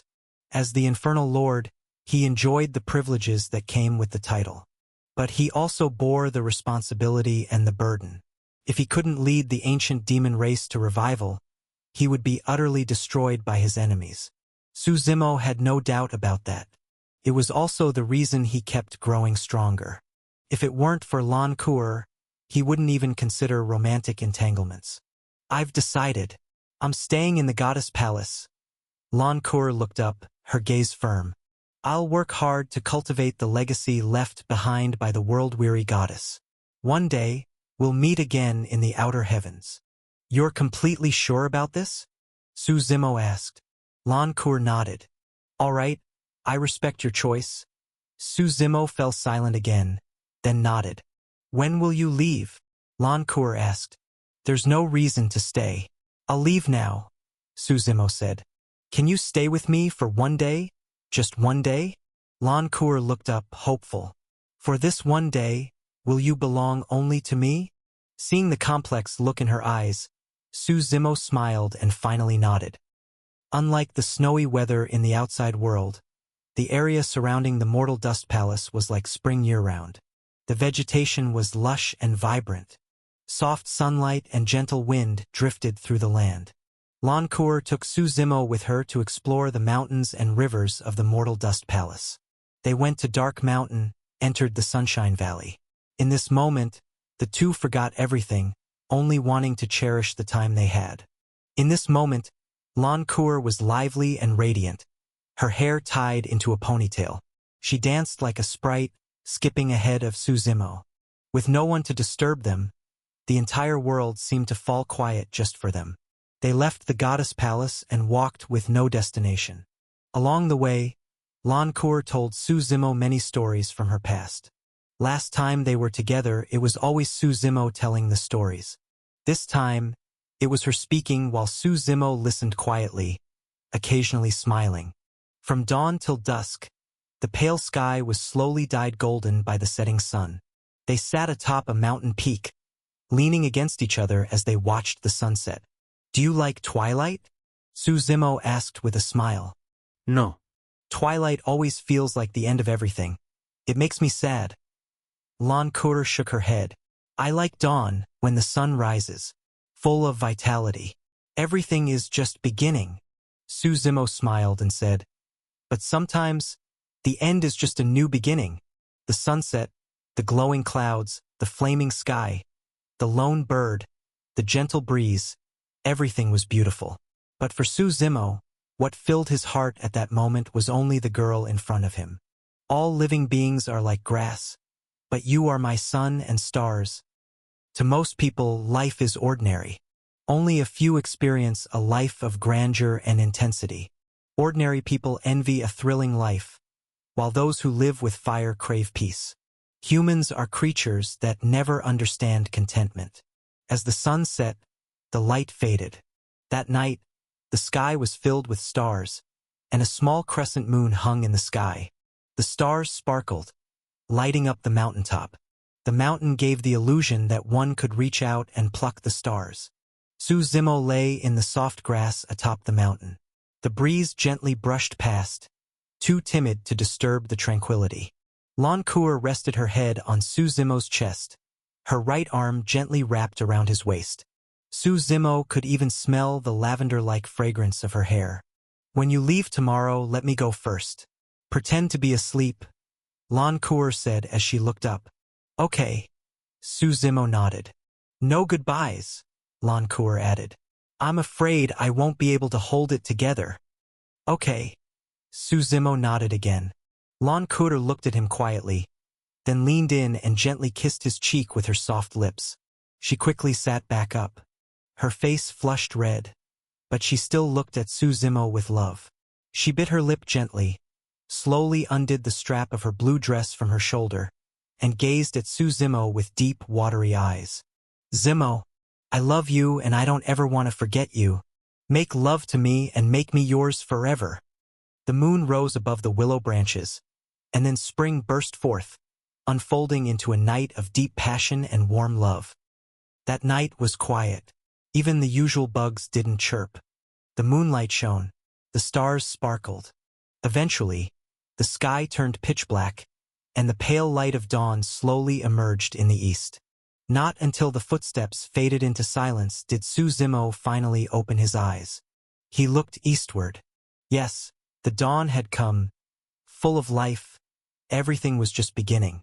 Suzumo waved his hand, and a surge of infernal energy swirled in front of him. The figure of the bone demon slowly appeared. Protect her from the shadows. That's my only order, Suzumo said seriously, word by word. My lord, The bone demon hesitated. I want to follow you into battle. When the ancient demons rises again, I'll summon you back and let you lead the charge, Suzumo replied. But for now, this is my order. Yes, my lord. The bone demon responded loudly. Then his figure vanished from the mountaintop, swallowed by the infernal aura. That day, the goddess palace was peaceful. Whether it was Gongsun Hongtian or the three elders, all awaited Suzumo's judgment. With a single command from him, Gongsun Hongtian and the three elders all arrived at the mountaintop where Suzumo stood. Protect Lancour well. Once I bear the heaven's will, in my era, I'll shelter you, Suzumo said to the three ancestors. If even a hair on her head is harmed, believe me, I'll annihilate this mortal dust palace and ensure you never know peace again. Chapter 794, Return to Crown City. Hearing Suzumo's words, the three ancestors, including Ancestor Heavenbearer, quickly nodded. Rest assured, my lord, they said. Lady Cour is the future young palace master of the goddess palace. We will definitely teach her well. Good, Suzumo said, then looked toward Gongsun Hongtian, who was standing nearby with a hopeful expression. He continued, I don't want to get involved in the matter between the Heavenly Bond cult and the goddess palace, but for Gu Yu's sake, I can give you a hand. Gu Mingxi is in your goddess palace, right? Suzumo asked. Gu Mingxi was Gu Yu's mother. Yes, Ancestor Heavenbearer answered without hesitation. Mingxi was originally the palace master of this generation's goddess palace. Unfortunately, she broke the rules by falling in love and giving birth to a daughter. So we confined her. Let her out, Suzumo said with a wave of his hand. Yes, Ancestor Heavenbearer nodded. He knew clearly that as long as Suzumo was willing to protect the goddess palace, any price was worth it. All right, all of you can leave now. Remember what I said, Suzumo said. Watching everyone leave, Suzumo knew it was time for him to go. At the exit of the Mortal Dust Palace, the monk Great Wisdom was waiting for him. Lord Su, Great Wisdom greeted with a light smile. With a ringing sound, the saber Shadow Tyrant was unsheathed, and its endless blade intent swirled in midair. The sharp edge of Shadow Tyrant was suddenly placed at Great Wisdom's neck. Mr. Su, what's the meaning of this? Great Wisdom was stunned and asked in confusion. Who are you really?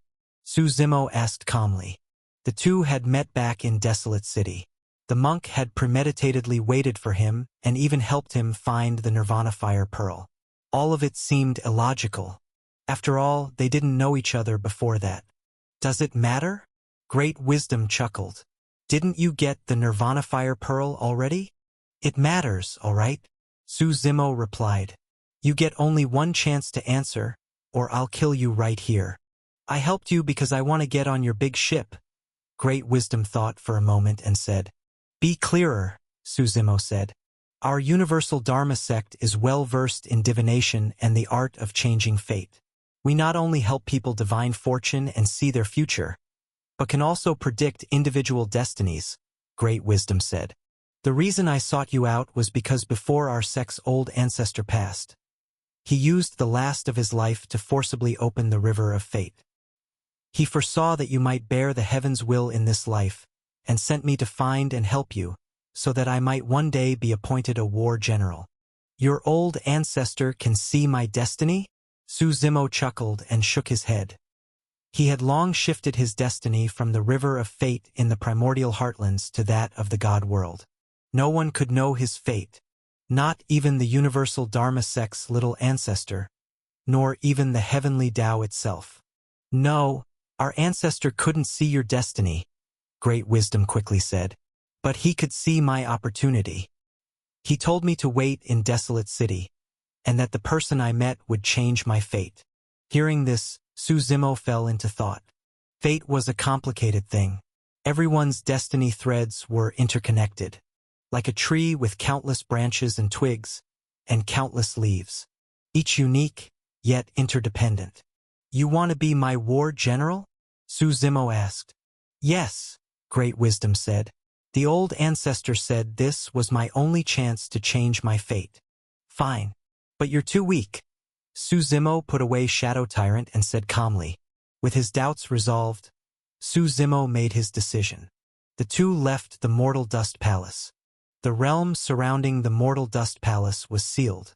One either had to be a powerful being who could forcibly break through, or rely on the palace's formation tokens to exit. They used the array token and left. Their bodies felt the pressure as they jumped from one space to another. After a long time traveling through space, they emerged above the endless sky sea. The sky was still covered in white snow, and the sea ice seemed thicker. Heavy snowflakes buried the ocean, and the entire world was shrouded in white.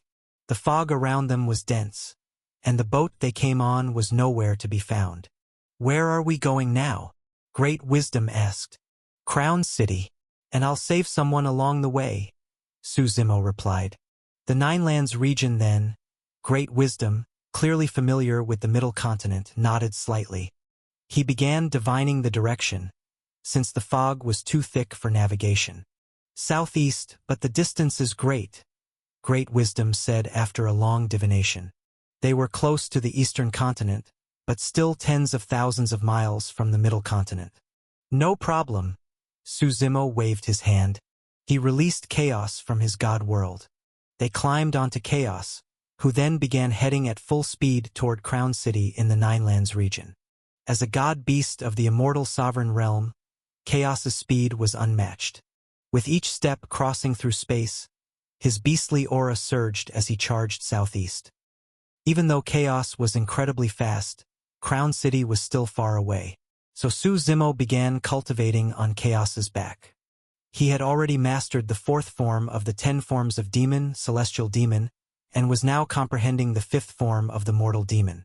This battle art was more complex than any of the primordial god scriptures he had learned before. Even the Heaven Unity Three Gates god scripture and the Heaven Shattering god scripture had not consumed so much time. But the power was clearly on a different level. After about a month of travel over the endless sky sea, Su Zimo finally arrived at the dock near Crown City. He had departed from this dock previously, where he also encountered Driftwave Island and the Driftwave Immortal. To avoid causing unnecessary panic, Su Zimo stored chaos away before reaching the city. The two arrived at the dock and headed directly toward Qin Mansion. Although some time had passed, Crown City didn't seem to have changed much. The streets bustled with crowds and lively activity. The two weaved through the busy crowd, heading for the Qin residence. Midway, because of the crowds, Great Wisdom accidentally bumped into a man walking toward them. The man reeked of alcohol, staggering as he walked, clearly half drunk. He wore a green robe and looked delicate and refined. "Senior Brother Luo, are you all right?" A group of people behind the green-robed man quickly helped him up. "Are you blind?" Someone in the group shouted at Great Wisdom. "Didn't you see our senior brother Luo? Watch where you're going." "I already tried to avoid him. He ran into me," Great Wisdom replied calmly. Chapter 795, Treating the Underworld Ice Physique. "Oh? Still talking back?" The man sneered. He stepped forward and gave Monk Great Wisdom a hard shove, revealing the emblem on the chest of his green robe. Arrogantly, he said, "Do you even know who we are?" The emblem resembled a vortex. On closer inspection, it was the pattern of 4 intersecting rivers. "You're from the Supreme Jade Dynasty?" Monk Great Wisdom frowned. The Supreme Jade Dynasty was one of the 9 cities in the Kyushu region, and considered the most powerful. To assert their strength, they had renamed Jade City to the Supreme Jade Dynasty. Su Zimo had previously encountered the dynasty's blood guard, though they had all died on Driftwave Island. "Speak, how are you going to compensate us?" the disciple said arrogantly. As Monk Great Wisdom was about to say something, Su Zimo waved his hand impatiently and said, "Why waste words with ants? Just kill him." As soon as Su Zimo finished speaking, the saber aura of Shadow Tyrant swirled at his fingertips and instantly severed the half-drunken man's head. The bloodied head dropped to the ground like a ball, and only then did the stunned green-robed disciples snap back to reality. "Why, you killed him," one stammered. "You've got 3 seconds to fuck off. Otherwise, you'll meet the same fate," Su Zimo said. Terrified, the disciples glanced at the corpse on the ground and fled without hesitation. "We're only here to save someone. I still have to attend the Martial Heaven tournament," Su Zimo said. Monk Great Wisdom nodded. When they arrived at the Qin residence, the guards at the gate recognized Su Zimo and let him in without obstruction. Inside the Qin residence, Su Zimo was already familiar with the layout. He told Monk Great Wisdom to find a place to rest and made his way alone toward Qin Shuang's courtyard. Snow blanketed the entire Qin residence. The stone paths had been swept clean by the servants, but plum trees lined both sides of the road. The plum blossoms dusted with snow seemed to compete with the snowflakes for beauty. Fragrant blossoms filled the entire courtyard. As Su Zimo approached the courtyard, he heard soft muttering. He saw Qin Shuang sitting in the pavilion with her back to him. She wore a blue and white long dress, its hem unfolding like a lotus flower across the ground. Her long black hair was coiled atop her head. She held a plum tree branch and was plucking the blossoms one by one. "He'll come, he won't come. He'll come, he won't come," she murmured softly. Su Zimo slowed his steps, walked up behind her, and gently asked, "What is it that will or won't come?" "I'm waiting for young Master Su," Qin Shuang replied instinctively. Mid-sentence, her voice halted abruptly. She turned around, trembling slightly, to see Su Zimo smiling at her. "Young Master Su, you? I'm here," Su Zimo smiled. "Why didn't you tell me in advance?" Qin Shuang stood up quickly. "Please have a seat." "No need. I'll speak to your father. Once I cure your underworld ice physique, I'll be leaving," Su Zimo said. "I have many things to take care of." "So soon?" Qin Shuang asked softly. The heaven's will is forming. I still have many things to do," Su Zimo replied. "If I don't work hard now, you wouldn't want to see me fall in the fight for heaven's will, right?" No, I didn't mean that," Qin Shuang quickly waved her hands. I'm already very grateful you came. I'll take you to see father now. The two left the courtyard and headed to Qin Feng's residence. At the door, they saw Steward Long standing motionless like a statue. Seeing Su Zimo, Steward Long looked slightly surprised. Grandpa Long, where's father? Qin Shuang asked. Miss, the city lord is inside discussing matters. Steward Long smiled. He looked at Su Zimo and bowed. Young Master Su, long time no see. Su Zimo nodded slightly. Please tell father that Su Zimo is here to treat my illness, Qin Shuang said. What? Steward Long was stunned. He looked at Su Zimo in disbelief and asked, Young Master Su found the Nirvana Fire Pearl? They had been troubled by Qin Shuang's condition for a long time, seeking doctors and remedies with no success. Though they knew the Nirvana Fire Pearl could help, as one of the 5 spirit orbs, it was incredibly rare. Even after doing everything they could, they had found no trace of it. When Su Zimo nodded, Steward Long said quickly, Please wait a moment. I'll inform the city lord. Not long after, Qin Feng emerged from inside wearing a blue robe, laughing heartily as he walked over. He was accompanied by an old man and several young people. Su Zimo recognized the youths. They were the same green-robed disciples from the Supreme Jade Dynasty he had encountered earlier. One of them pointed at Su Zimo and shouted, Elder, that's him. He's the one who killed senior brother Luo. The elder from the Supreme Jade Dynasty frowned slightly and turned to Qin Feng. City Lord Qin, is this man from your household? Elder Yu, please don't rush to conclusions. Qin Feng waved his hand. Turning to Su Zimo, he smiled. Young Master Su, long time no see. No need for pleasantries. I'm here to treat Shuanger's special condition, Su Zimo said calmly. If you can cure her, you'll be the greatest benefactor of Qin City. Qin Feng said without hesitation. What do you need from me? Prepare a quiet room and guard outside, Su Zimo said. Steward Long, take young Master Su to a room. I'll come shortly. Qin Feng nodded. As Su Zimo walked away, Elder Yu frowned and asked, City Lord Qin, what do you mean by this? My disciple was killed. There should be an explanation. Elder Yu, I stopped you from speaking just now to save your life. Qin Feng sneered. Do you even know who young Master Su is? Does he have a significant background? Elder Yu asked cautiously. He's the current holy son of the true martial sacred ground. Qin Feng sneered. Don't say I didn't warn you. He personally killed Xiang Kunlun, the holy son of the imperial throne sacred ground. I saw it with my own eyes. How many lives does your Supreme Jade Dynasty have to throw away? This? Elder Yu was shocked and took a deep breath.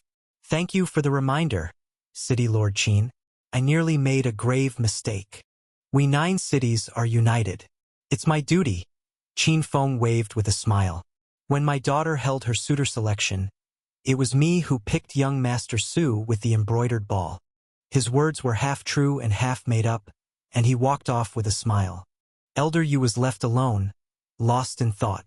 Chapter 796, participating in the Martial Heaven Tournament. The two entered the room, and Qin Shuang looked slightly nervous. What should I do?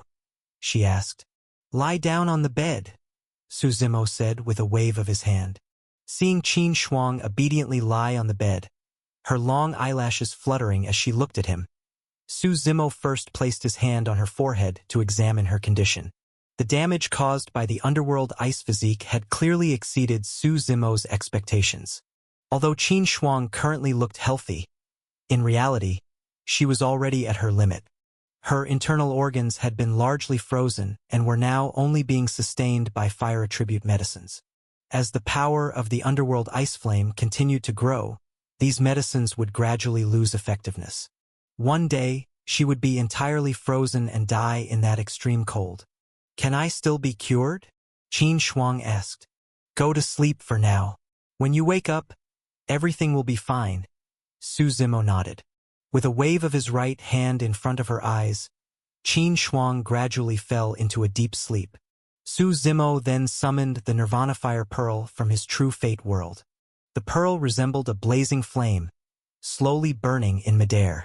Su Zimo guided the Nirvana Fire Pearl into Qin Shuang's mouth, sending it into her body. The moment it entered, a visible change occurred. Qin Shuang's entire body turned slightly red, and moisture on her skin began to evaporate rapidly. Sensing a threat, the underworld ice physique began to fight back. Layers of illusory, deep blue ice burst from within her, trying to freeze the Nirvana Fire Pearl. With just this? Not enough. Su Zimo snorted. Under his control, the Nirvana Fire Pearl burned even more fiercely, its flames raging. The underworld ice physique, though beneficial in many ways, simultaneously harmed its host. It always hurt its bearer before it could hurt others. Su Zimo's goal was to seal the underworld ice physique using the Nirvana Fire, just enough for Qin Shuang's body to handle. When she became stronger in the future, she could gradually unseal it. After a 10-minute standoff between the underworld ice flame and the Nirvana Fire, the ice was finally forced back. Su Zimo spread the Nirvana Fire through her internal organs, dispelling the cold toxins that had plagued her for years. When the sealing was complete, the Nirvana Fire Pearl turned into a streak of light and flew back out of her mouth. "All done," Su Zimo said, patting Qin Shuang's shoulder. She slowly awoke from her sleep. It's done?" she said excitedly, feeling her body. "How do you feel?" Su Zimo smiled. "Warm all over. I've never felt like this before," she replied. "I've sealed your underworld ice flame. With cultivation, it could one day become your greatest asset," Su Zimo said. "A blessing in disguise." "Thank you, young Master Su," Qin Shuang said, eyes soft as water, looking at him. She seemed to want to say something but hesitated and held back. Su Zimo opened the door, and Qin Feng hurried in, immediately asking about Qin Shuang's condition. When he learned she was healed, he quickly expressed his gratitude to Su Zimo. Su Zimo waved it off and said, "Now that Shuanger is cured, it's time I leave." "Must you go so soon?" Qin Shuang asked sadly. "Yes, I have a match to attend on the Eastern continent. I'm not even sure I'll make it in time," Su Zimo smiled. He had promised to participate in the Martial Heaven tournament, but after everything that had happened, he felt pressed for time. "In that case, I won't keep you," Qin Feng sighed. "I only hope you'll visit our home more often." Su Zimo smiled and nodded. Qin Shuang stepped forward and slowly took out a sachet from her sleeve, handing it to him. "I made this myself. It's meant to bring good luck. I hope you'll wear it." Su Zimo accepted it without much thought and tied it to his waist. "Then I'll be off. Until we meet again," he said. With a wave, chaos appeared in the sky, its mighty beastly aura surging. Su Zimo and Monk Great Wisdom took to the air, and with a beastly roar, they rode chaos into the distance. "He truly is a future Grand Emperor," Qin Feng sighed. He turned to see his daughter looking gloomy. He asked, "Shuanger, does that sachet really only mean good luck?" "Father, don't overthink it," Qin Shuang replied. "If you don't say something now, you might never get the chance," Qin Feng said meaningfully. "I don't understand what father means." Qin Shuang replied with her head lowered. "Right? Even if you said it, what difference would it make?" Qin Feng shook his head. "The world that young Master Su belongs to is far too vast. Crown City can't contain him. Even this entire primordial heartlands might be too small. Father, do you think I'll ever see young Master Su again?" Qin Shuang asked, dazedly staring into the distance. "Shuanger, if you truly want to be with him, there's only one way," Qin Feng replied. "What way?" she asked quickly. "Become as powerful as he is," Qin Feng said. "See the same world he sees. Otherwise, the two of you are from different worlds. That's why I didn't try to make him stay." Hearing this, Qin Shuang stood alone, staring blankly in the direction where Su Zimo disappeared. "You're going to the Martial Heaven tournament?" Monk Great Wisdom asked curiously along the way. "What's the point of attending it?" "The rewards don't matter to me. I just want to see the talents of the Eastern continent." Su Zimo smiled. The heaven's will was beginning to form, and he didn't care about the tournament prizes. He had been away from the Eastern continent for so long, he didn't know how many prodigies had emerged. It wasn't just the disciples of imperial lineages and first-class forces, even among rogue cultivators, there was no shortage of talent. After the tournament, Su Zimo planned to resolve the matter of the true God Sword and possibly visit the ancient celestial court. Now that he had obtained the Void Spirit Monkey, he also intended to go to the sealed land of the primordial demon cave to meet the ancient demons there. There was still much to do, and by the time he finished it all, the heaven's will would likely be fully formed. Chaos flew at full speed through the void for more than 10 days. Then one day, a loud noise suddenly caught Su Zimo's attention. Chapter 797 Battle of the Undying Race. A great battle seemed to be taking place ahead. Even just the shockwaves shattered the void for hundreds of miles around. A mushroom cloud slowly rose from the sky and exploded outward. Spirit force surged in all directions, and the sky for 10,000 miles was cloudless. Interesting. Let's go take a look, Su Zimo said with a smile. Chaos roared, tearing through the shockwaves of the battle. The two enormous wings behind it, vast enough to blot out the sky, swept across half the void as it flew in. Who are you to kill my undying race without reason? A furious voice echoed through the void. Why ask so many questions when you're about to die? It's a waste of time. A light chuckle followed. The battle erupted again in the next moment. Thunderous explosions echoed. The undying race. Su Zimo frowned slightly. As one of the three great races of the Desolate Era, alongside the Beast race and the Titan race, they once ruled the entire primordial heartlands. They had jointly created the splendor of the Desolate Era. Later, the Titan race suffered massive losses during the war with the Dark Primordials, nearly going extinct. The Beast race was destroyed by Jinwu, ending the Desolate Era and ushering in the Imperial Era. Only the Undying race preserved their strength and hid during the human-dominated era. The last time Su Zimo encountered the Undying race was in Sword Immortal Jiang Yun's particle world. They had tried to seize it but ended in mutual destruction. Now, seeing them again, it seemed the Undying race had suffered greatly. When chaos reached the center of the battlefield, Su Zimo finally saw the scene clearly. There were two sides. One was the Undying race. Although they had suffered heavy losses, they still had over 1,000 people remaining. The other side had only one man, a young man carrying a long sword on his back. He was fighting alone against 1,000, and each member of the Undying race was at least of the Paragon Meridian realm. Many were even at the Imperial Meridian realm. The leaders among them had clearly reached the peak of the God Meridian realm. Yet they looked at the white-robed youth with clear nervousness, even fear. As Chaos's massive figure appeared, all eyes turned. Seeing their gazes, Su Zimo waved his hand and smiled. Carry on, don't mind me. I'm just here to watch. The youth paid them no attention and walked toward the Undying race, holding his 3-foot-wide sword. Why are you killing us? One of the Undying race leaders shouted. I don't recall ever offending you. I kill because I want to. Nothing else matters. The white-robed youth replied. A powerful sword aura erupted from him, and the red greatsword in his hand trembled. Blood dripped from the red sword, brutal and merciless. If you won't back down, one of the Undying leaders growled. Then kill him. The remaining 1,000 members roared and charged forward. Just your death throes. The white-robed youth sneered. He shouted, Slaughter sword descends. In that instant, sword cries echoed across the sky. At some point, the entire sky became filled with sword intent. Dense sword energy reverberated everywhere. These sword energies took the shape of his red greatsword, and 10,000 blades filled the void. Instantly, the charging Undying race members panicked. Boom! Boom! Boom! The long swords pierced the silent void and encircled them.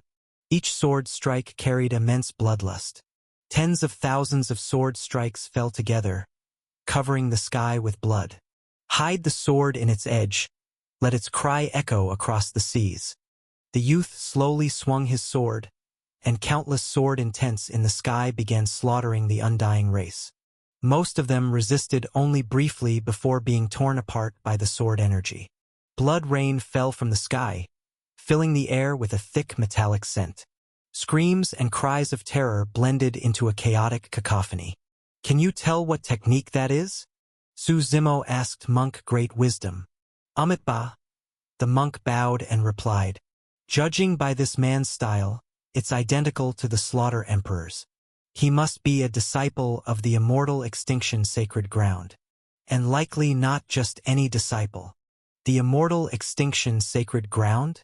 The colossal force in the Overlord region." Su Zimo muttered. "The Middle Continent is divided into 5 regions. Aside from the Holy Flower region, Skyflower region, and the Ninelands region where Su Zimo had been, the remaining 2 were the Overlord region and the Skysoar region. The immortal extinction sacred ground is even larger than the true martial sacred ground, because they produced 5 grand emperors. 5 emperors from one lineage, 3 of them coming one after another. 3 consecutive generations of grand emperors came from this one lineage. That alone spoke volumes about their strength. Founded by the original Extinction Emperor, the lineage was expanded by the Ancient Emperor, the Tribulation Emperor, and the Primal Emperor. It was ultimately capped off by the White Emperor, turning the lineage into a blinding star that ruled over the Overlord region. The Overlord region had many imperial lineages, but most kept to themselves. The prestige of the immortal extinction sacred ground, however, was unrivaled.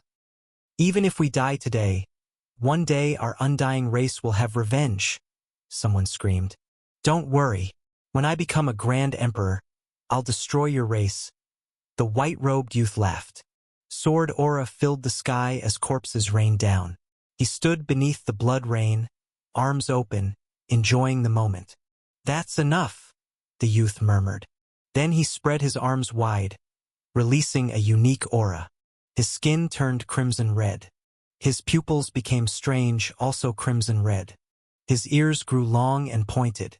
His teeth became jagged with 2 massive fangs. In that moment he looked like a monster. "What is that?" Monk Great Wisdom frowned. Then his expression changed. "No, that's a battle body. One of the 100 great battle bodies. The undying physique." The white-robed youth opened his arms, and the corpses of the undying race seemed to be drawn toward him. Their flesh and hearts shattered and were absorbed into his body. "He's absorbing them," Monk Great Wisdom said in shock. "He's trying to strengthen himself with the undying race. No wonder he's killing them." Su Zimo suddenly understood. The undying race has a unique physique, different from humans. Inside them is a mysterious power. This power allows them to regrow limbs, and at high cultivation, even resurrect from death. Humans can only regrow limbs at extremely high levels. But the undying race is born with this ability. Chapter 798 Martial Heaven Tournament begins. The undying physique, ranked 6th among the 100 great battle physiques, is said to truly achieve immortality. Regardless of its combat strength, just the attribute of immortality is enough to make countless people chase after it. As the white-robed youth absorbed all the hearts and flesh of the undying race corpses, his aura grew even stronger. It surged like a boundless ocean, wave after wave, each one more powerful than the last. The white-robed youth slowly opened his eyes. A strange gleam flickered in their depths as he revealed an expression of pleasure. Then, looking at Su Zimo and Monk Great Wisdom, he smiled and said, "Interesting, very interesting." "What?" Su Zimo asked. "You're not running after seeing me. That's unusual," the youth said. "Either you're truly confident, or you're bluffing." "You can try," Su Zimo replied calmly. "I don't have time to waste with you two. I still need to hunt more of the undying race," the youth said. "If fate allows, we'll meet again in the battle for heaven's will." Watching the youth leave, Monk Great Wisdom clasped his hands and said, "The heavenly Tao is growing murkier. It's hard to see clearly anymore." "That's what makes it fun," Su Zimo laughed. "Otherwise, fighting ants over and over is just boring. Why didn't he kill us?" Monk Great Wisdom asked curiously. Isn't he worried we'll spread the word about him slaughtering the undying race? Even if the immortal extinction sacred ground is powerful, the undying race isn't weak. They've accumulated strength over many eras. You can't underestimate that. Because he knows he can't kill me, Su Zimo smiled. Monk Great Wisdom couldn't sense it, but Su Zimo and the youth had already clashed in momentum earlier. The youth had tried to suppress him, but failed. Eastern Continent, Bailey Imperial Clan. For Bailey City, these past few days had likely been the liveliest in recent years. People from all corners of the Eastern Continent and various sects had gathered here. This round of the Martial Heaven tournament was hosted by them. All the inns and restaurants in the city were packed. On the streets, everyone talked about only one thing: the Martial Heaven tournament. The entire Eastern Continent was watching, and even other continents were paying attention. They wanted to see how the Eastern Continent's young prodigies fared in this generation. True Martial Sacred Ground, Purgatory Sacred Ground, Sun God Sacred Ground, Taiyuan Heavenly Sect, Blood Nether Sacred Ground, the Qi Imperial Clan, Mo Imperial Clan, Dan Imperial Clan, and the host Bailey Imperial Clan. The 9 imperial lineages had all arrived. And not just those. Many top-tier forces like the Immortal Spirit Sect, Myriad Beasts Sect, and Sacred Spring Sect were here as well. Moreover, this year's Martial Heaven tournament allowed rogue cultivators to participate. If any of them performed well, they might attract the interest of powerful factions. They could be taken in and nurtured. In short, this was far more than just a competition.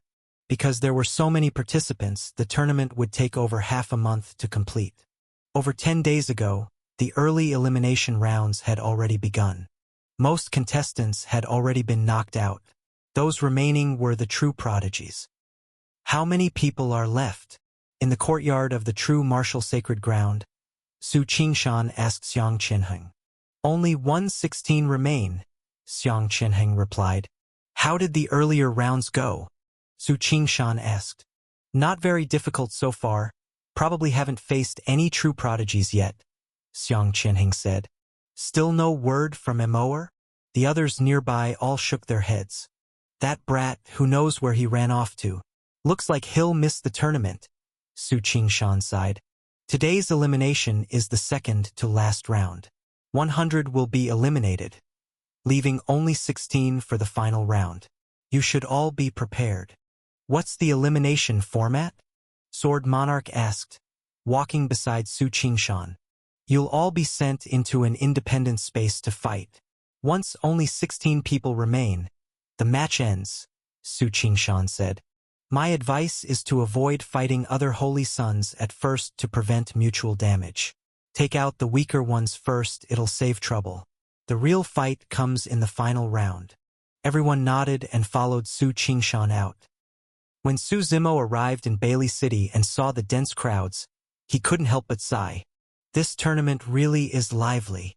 Vendors selling all kinds of goods lined both sides of the street, an overwhelming variety. The aroma of food wafted down the entire main road. Su Zimo and Monk Great Wisdom walked in. A spirit shield surrounded them, keeping others at a distance. Su Zimo bought some pastries from a nearby stall and began asking about the tournament. It started days ago, the vendor laughed. Today they're doing elimination matches in the Heaven Genesis microcosm. If I weren't working, I'd go watch myself. Heaven Genesis microcosm. Su Zimo smiled.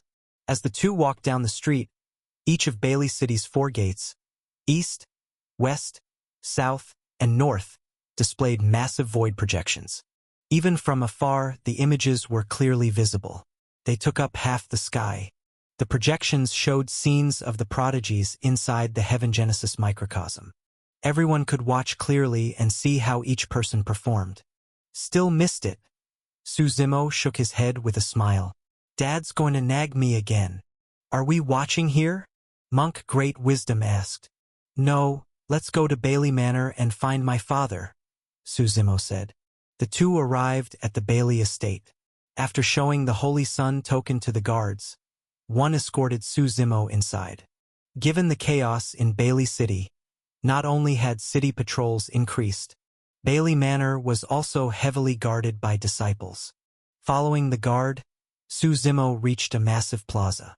Ordinary folks could only watch the tournament from within the city. To enter Bailey Manor, one had to belong to a top-tier faction or an imperial lineage. Even second-tier forces weren't qualified to sit in this plaza. At its center, a large void projection clearly displayed scenes from the Heaven Genesis microcosm. In front of the projection sat dozens, nearly 100 people. These were the rulers of the Eastern continent. When they spoke, the whole continent shook. Chapter 799, The Great Battle Begins. This statement was no exaggeration, because gathered in this square were the most powerful lineages of the Eastern continent. With the arrival of Su Zimo, he also drew the attention of many people. Isn't that the current holy son of the true martial sacred ground? Someone asked in confusion. Why didn't he participate in the Martial Heaven tournament? The tournament is already halfway through. What's he doing here now? Is there still a chance for him to join? Definitely not. The competition is already halfway done, and it spans the entire Eastern continent. No one has special privileges. No matter how strong the true martial sacred ground is, even the Bailey Imperial clan wouldn't dare alter the rules so casually. Exactly, someone agreed. That's a real shame. Although this Su Zimo hasn't appeared much in the Eastern continent, he's always been hailed as the strongest among the younger generation. Since he's not participating this time, we won't be able to witness his true strength, whether he really is number one or just has an empty reputation.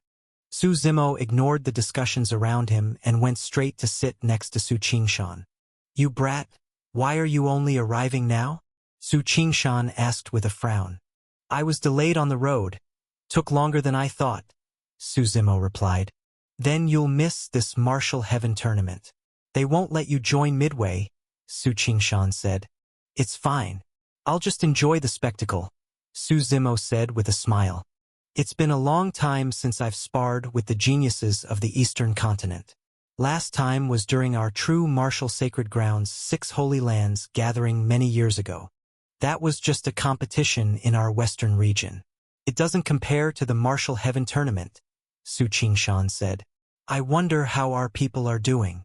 Winning the championship is probably out of reach, Su Zimo said. Su Zimo knew the strength of Xiang Qinheng, Sword Monarch, and Jiang Shir very well. Though they were undeniably talented, this tournament was packed with elite participants. The holy sons from each imperial lineage were stronger than the next. To break through and become number one was as difficult as climbing to the heavens. Winning isn't the main thing. I just hope they don't lose too quickly, Su Qingshan said. The strength of the participants this time had exceeded his expectations. Not just the holy sons, many rogue cultivators were also impressive. That's unlikely. They shouldn't be that bad, Su Zimo said with a smile. Greetings, young Master Su, said Luo Changhe, the sect master of the Sacred Spring sect, smiling at Su Zimo. Sect Master Luo, long time no see. Su Zimo nodded. After we parted ways years ago, I still remember your youthful brilliance clearly, Luo Changhe said with a smile. It's truly a shame you can't participate in the Martial Heaven tournament and show the world your talent. I wouldn't call it a shame.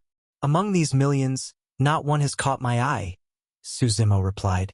I'm just curious who will be crowned number one. Arrogant words.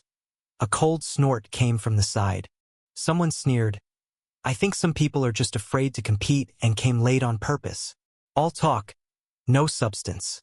Su Zimo turned to look. The one mocking him was a burly man. He wore a long robe of black and gray, had long hair and a beard. He looked like a savage who had walked out of the mountains, radiating raw, primal energy. Isn't that the sect master of the Myriad Beasts sect? Su Zimo said with a smile. I heard your lineage had impure bloodlines before, nearly leading to extinction. And now you're back out here making noise again. Su Zimo remembered clearly that he had nearly wiped out the Myriad Beasts sect using the Pure Moon Altar, which turned the originally 7 Holy Lands gathering into a 6 Holy Lands gathering. Upon hearing Su Zimo's words, there was a loud bang as Li Yunhu, the sect master of the Myriad Beasts sect, slammed his seat. He stood up angrily, glaring at Su Zimo. His lineage had suffered massive losses last time, and their investigation revealed that Su Zimo was behind it. But due to political constraints, they couldn't take direct action. They weren't a match for the true martial sacred ground. "What is it, Sect Master Li?" Su Zimo asked with a smile. "You're a nobody who doesn't even dare join the martial heaven tournament. I can't be bothered with you," Li Yunhu said with a cold snort before angrily sitting back down. "Sect Master Li? Who is your sect sending to this competition?" Su Qingshan asked. Li Yunhu pointed at a young man in the sky projection and said proudly, "That's our holy son, Kuang Qianshan." In the projection, the young man wore a black vest. His exposed muscles bulged powerfully. Kuang Qianshan looked like a fearsome beast, exuding overwhelming strength. He could almost tear monsters apart with his bare hands and shatter mountains with a single punch. "A lot of credit goes to a certain someone," Li Yunhu said with a cold laugh as he looked at Su Zimo. When Qianshan's bloodline was impure, no one expected it to mutate. Instead of dying from a bloodline explosion, it evolved. Now his body is like that of a god beast. "Then congratulations, Sect Master Li," Su Zimo said with a smile. Li Yunhu coldly snorted and said nothing more. From the projection, it was clear that the disciples of the 9 imperial lineages had formed a tacit alliance. They weren't fighting among themselves yet, but were clearing out rogue cultivators first. Many weaker independent cultivators had grouped together to defend against the imperial lineage disciples. The entire Heaven Genesis microcosm was in chaos. Inside the Heaven Genesis microcosm, Sword Monarch was walking through a forest. Suddenly, footsteps came from nearby. A young man wearing a plain white shirt with several patches stepped out from the side. He looked Sword Monarch up and down and shouted, "Which lineage are you from?" "I, Li Mubai, don't kill nobodies." "So noisy," Sword Monarch said coldly. He gently traced his finger in the air, and dozens of sword lights burst from the void and shot toward the patched-up youth. As the deadly sword lights flashed toward him, the youth named Li Mubai sneezed. "Achoo!" he sneezed, and immediately there were 3 explosive sounds. Bang, bang, bang, as countless sword lights shattered in midair. "You're from the true martial sacred ground?" Li Mubai muttered, looking at Sword Monarch's robe. "Defeating a disciple from an imperial lineage. Guess that'll make me famous." As he finished speaking, his figure vanished into the void. "So fast!" Sword Monarch's pupils shrank, and he looked around warily. "Where are you looking?" A playful voice sounded from behind as a punch came crashing in. Sword Monarch quickly turned to counter, but in the next moment, Li Mubai's figure split into 4. 4 versions of him attacked Sword Monarch from 4 different directions. Chapter 805 Spirit Orbs Reunited. The force of the punch was fierce, shattering the void and tearing through Sword Monarch's sword aura, landing heavily on his abdomen. It all happened very quickly. In just a few breaths, Sword Monarch was sent flying. People watching the spatial projection outside were visibly shocked. Sword Monarch stood up from the ground, frowning as he looked at Li Mubai.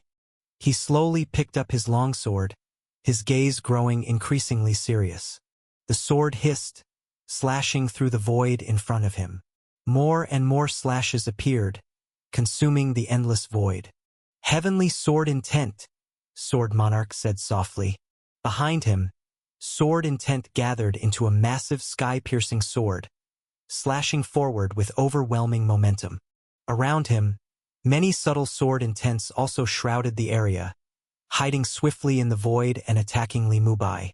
As the Sword Intents surged toward him, Li Mubai stood there as if scared stiff, not dodging at all. The Sword Intent roared along with Sword Monarch. But the massive explosion and earth-shaking scene everyone expected didn't happen. Instead, as the Sword Intents touched Li Mubai's body, they were all absorbed. His body was like a vortex, even swallowing Sword Monarch's sword. Sword Monarch quickly retreated, shocked at what he saw. He couldn't understand what had just happened. "Here you go," Li Mubai grinned. With a flick of his right hand, Thousands of sword intents burst forth, shooting straight at Sword Monarch. These sword intents were exactly the ones he had just absorbed. Countless sword intents came at him, and Sword Monarch had no time to defend or dodge. He was pinned in midair. As more and more sword intents approached, suddenly a giant hand reached out from the void. The hand passed through layer after layer of space, easily destroying the sword intents and pulling Sword Monarch out of the Heaven Genesis microcosm. Sword Monarch of the true martial sacred ground has been eliminated. An aged voice rang out nearby. This was the ancestor of the Bailey Imperial clan, who oversaw the entire Heaven Genesis microcosm. Whenever a contestant was in life-threatening danger, he would pull them out and cancel their qualification, treating it as an elimination. When Sword Monarch returned to the plaza, he was still shaken, his face pale. He had come very close to death just now. What was even more humiliating was that he hadn't even used his true power before being defeated. The crowd on the plaza was buzzing. Even if Sword Monarch wasn't a holy son, he was still one of the top younger generation members of the true martial sacred ground. Now he had lost to an unknown young man. This made many people curious about the identity of the youth named Li Mubai. "Did you see it clearly?" Su Qingshan looked at Su Zimo and asked. "If I'm not mistaken, that was one of the 100 battle physiques, the 100 weapons battle physique." Su Zimo nodded. Being able to absorb sword aura and even the sword itself was a signature trait of the 100 weapons battle physique. "Among all weapons, I am king, that's the essence of this physique." Su Qingshan waved Sword Monarch over to sit beside him. "Vice Lord," Sword Monarch said gloomily, "you didn't lose unfairly. There are indeed some unexpected contestants among the rogue cultivators this time," Su Qingshan said. "Train well. Everyone experiences defeat at some point in life." Sword Monarch nodded slightly, still reflecting on his loss. Although the opponent had one of the 100 battle physiques, losing so easily was hard to accept. The images in the spatial projection continued, with more people being pulled out. After more than a full day, only 16 people remained inside. That marked the end of this stage. The final round was about to begin. Among the 16 were both expected and surprising names.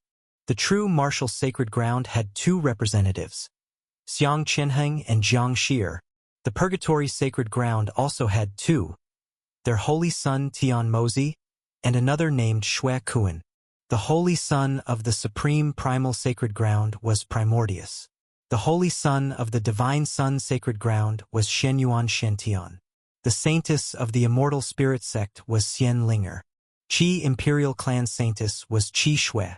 The Mo Imperial Clan didn't send their own holy son, but a young man named Mo Chan. The Bailey Imperial Clan's contestant was Bailey Shao. The Blood Nether Sacred Ground, despite being an imperial lineage, had not a single contestant in the top 16 ever since their holy son was killed by Su Zimo. Although they had cultivated new disciples, none were strong enough. None made the top 16. At that moment, the Blood Nether Sacred Ground's elder was glaring angrily at Su Zimo. The Dan Imperial Clan's holy son was Dan Qingyang. Among the top sects, 10 spots were taken by the imperial lineages. The first-tier Immortal Spirit sect had 1 spot. The holy son of the Myriad Beasts sect, Kuang Qianshan, claimed another. The remaining 4 spots were all taken by rogue cultivators. The finals would begin the next day. After such an intense battle, the 16 contestants were given a day to rest. In Bailey City, gambling houses had already begun setting odds for the top 16. The 2 most favored candidates with the lowest odds were Primordius and Bailey Shao. The true martial sacred ground wasn't highly regarded because their holy son, Su Zimo, wasn't participating. Although the other imperial lineage's holy sons were also impressive, they were still seen as slightly inferior compared to those 2. Regardless of the excitement in the city, the people from the true martial sacred ground returned to their small courtyard residence. Su Zimo found a room and began preparing to train. Now the 5 spirit orbs were complete. The Nirvana Fire Pearl, God Thunder Pearl, Soft Water Pearl, Second Wood Pearl, and Destruction Wind Pearl. When united, the 5 spirit orbs reveal a secret. At the beginning of the world, during the changes of the heavens, there was no such thing as spirit force. The so-called spirit force referred not only to what cultivators used to train or open meridians. It encompassed all gaseous forms of spiritual essence in the world. What we call infernal energy and immortal energy are also higher forms of spirit force, but still part of the same essence. Without spirit force, humans couldn't cultivate. The concept of opening meridians didn't even exist. The 5 spirit orbs represent the origin of all spirit force. They are the foundation of the spirit force system on the primordial heartlands. Once they established this foundation, they split into 5 and scattered across the continents.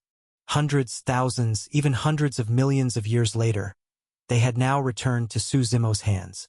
Because Su Zimo needed to start the cultivation era on the God world, he would have to use the 5 spirit orbs. After evolving to the current era, the beings of the God world had fully adapted to their world. They had even begun reproducing. If the cultivation era wasn't initiated soon, humanity might eventually transition into a technological era. That is the natural course of history and an inevitable path. Su Zimo's consciousness entered the God world.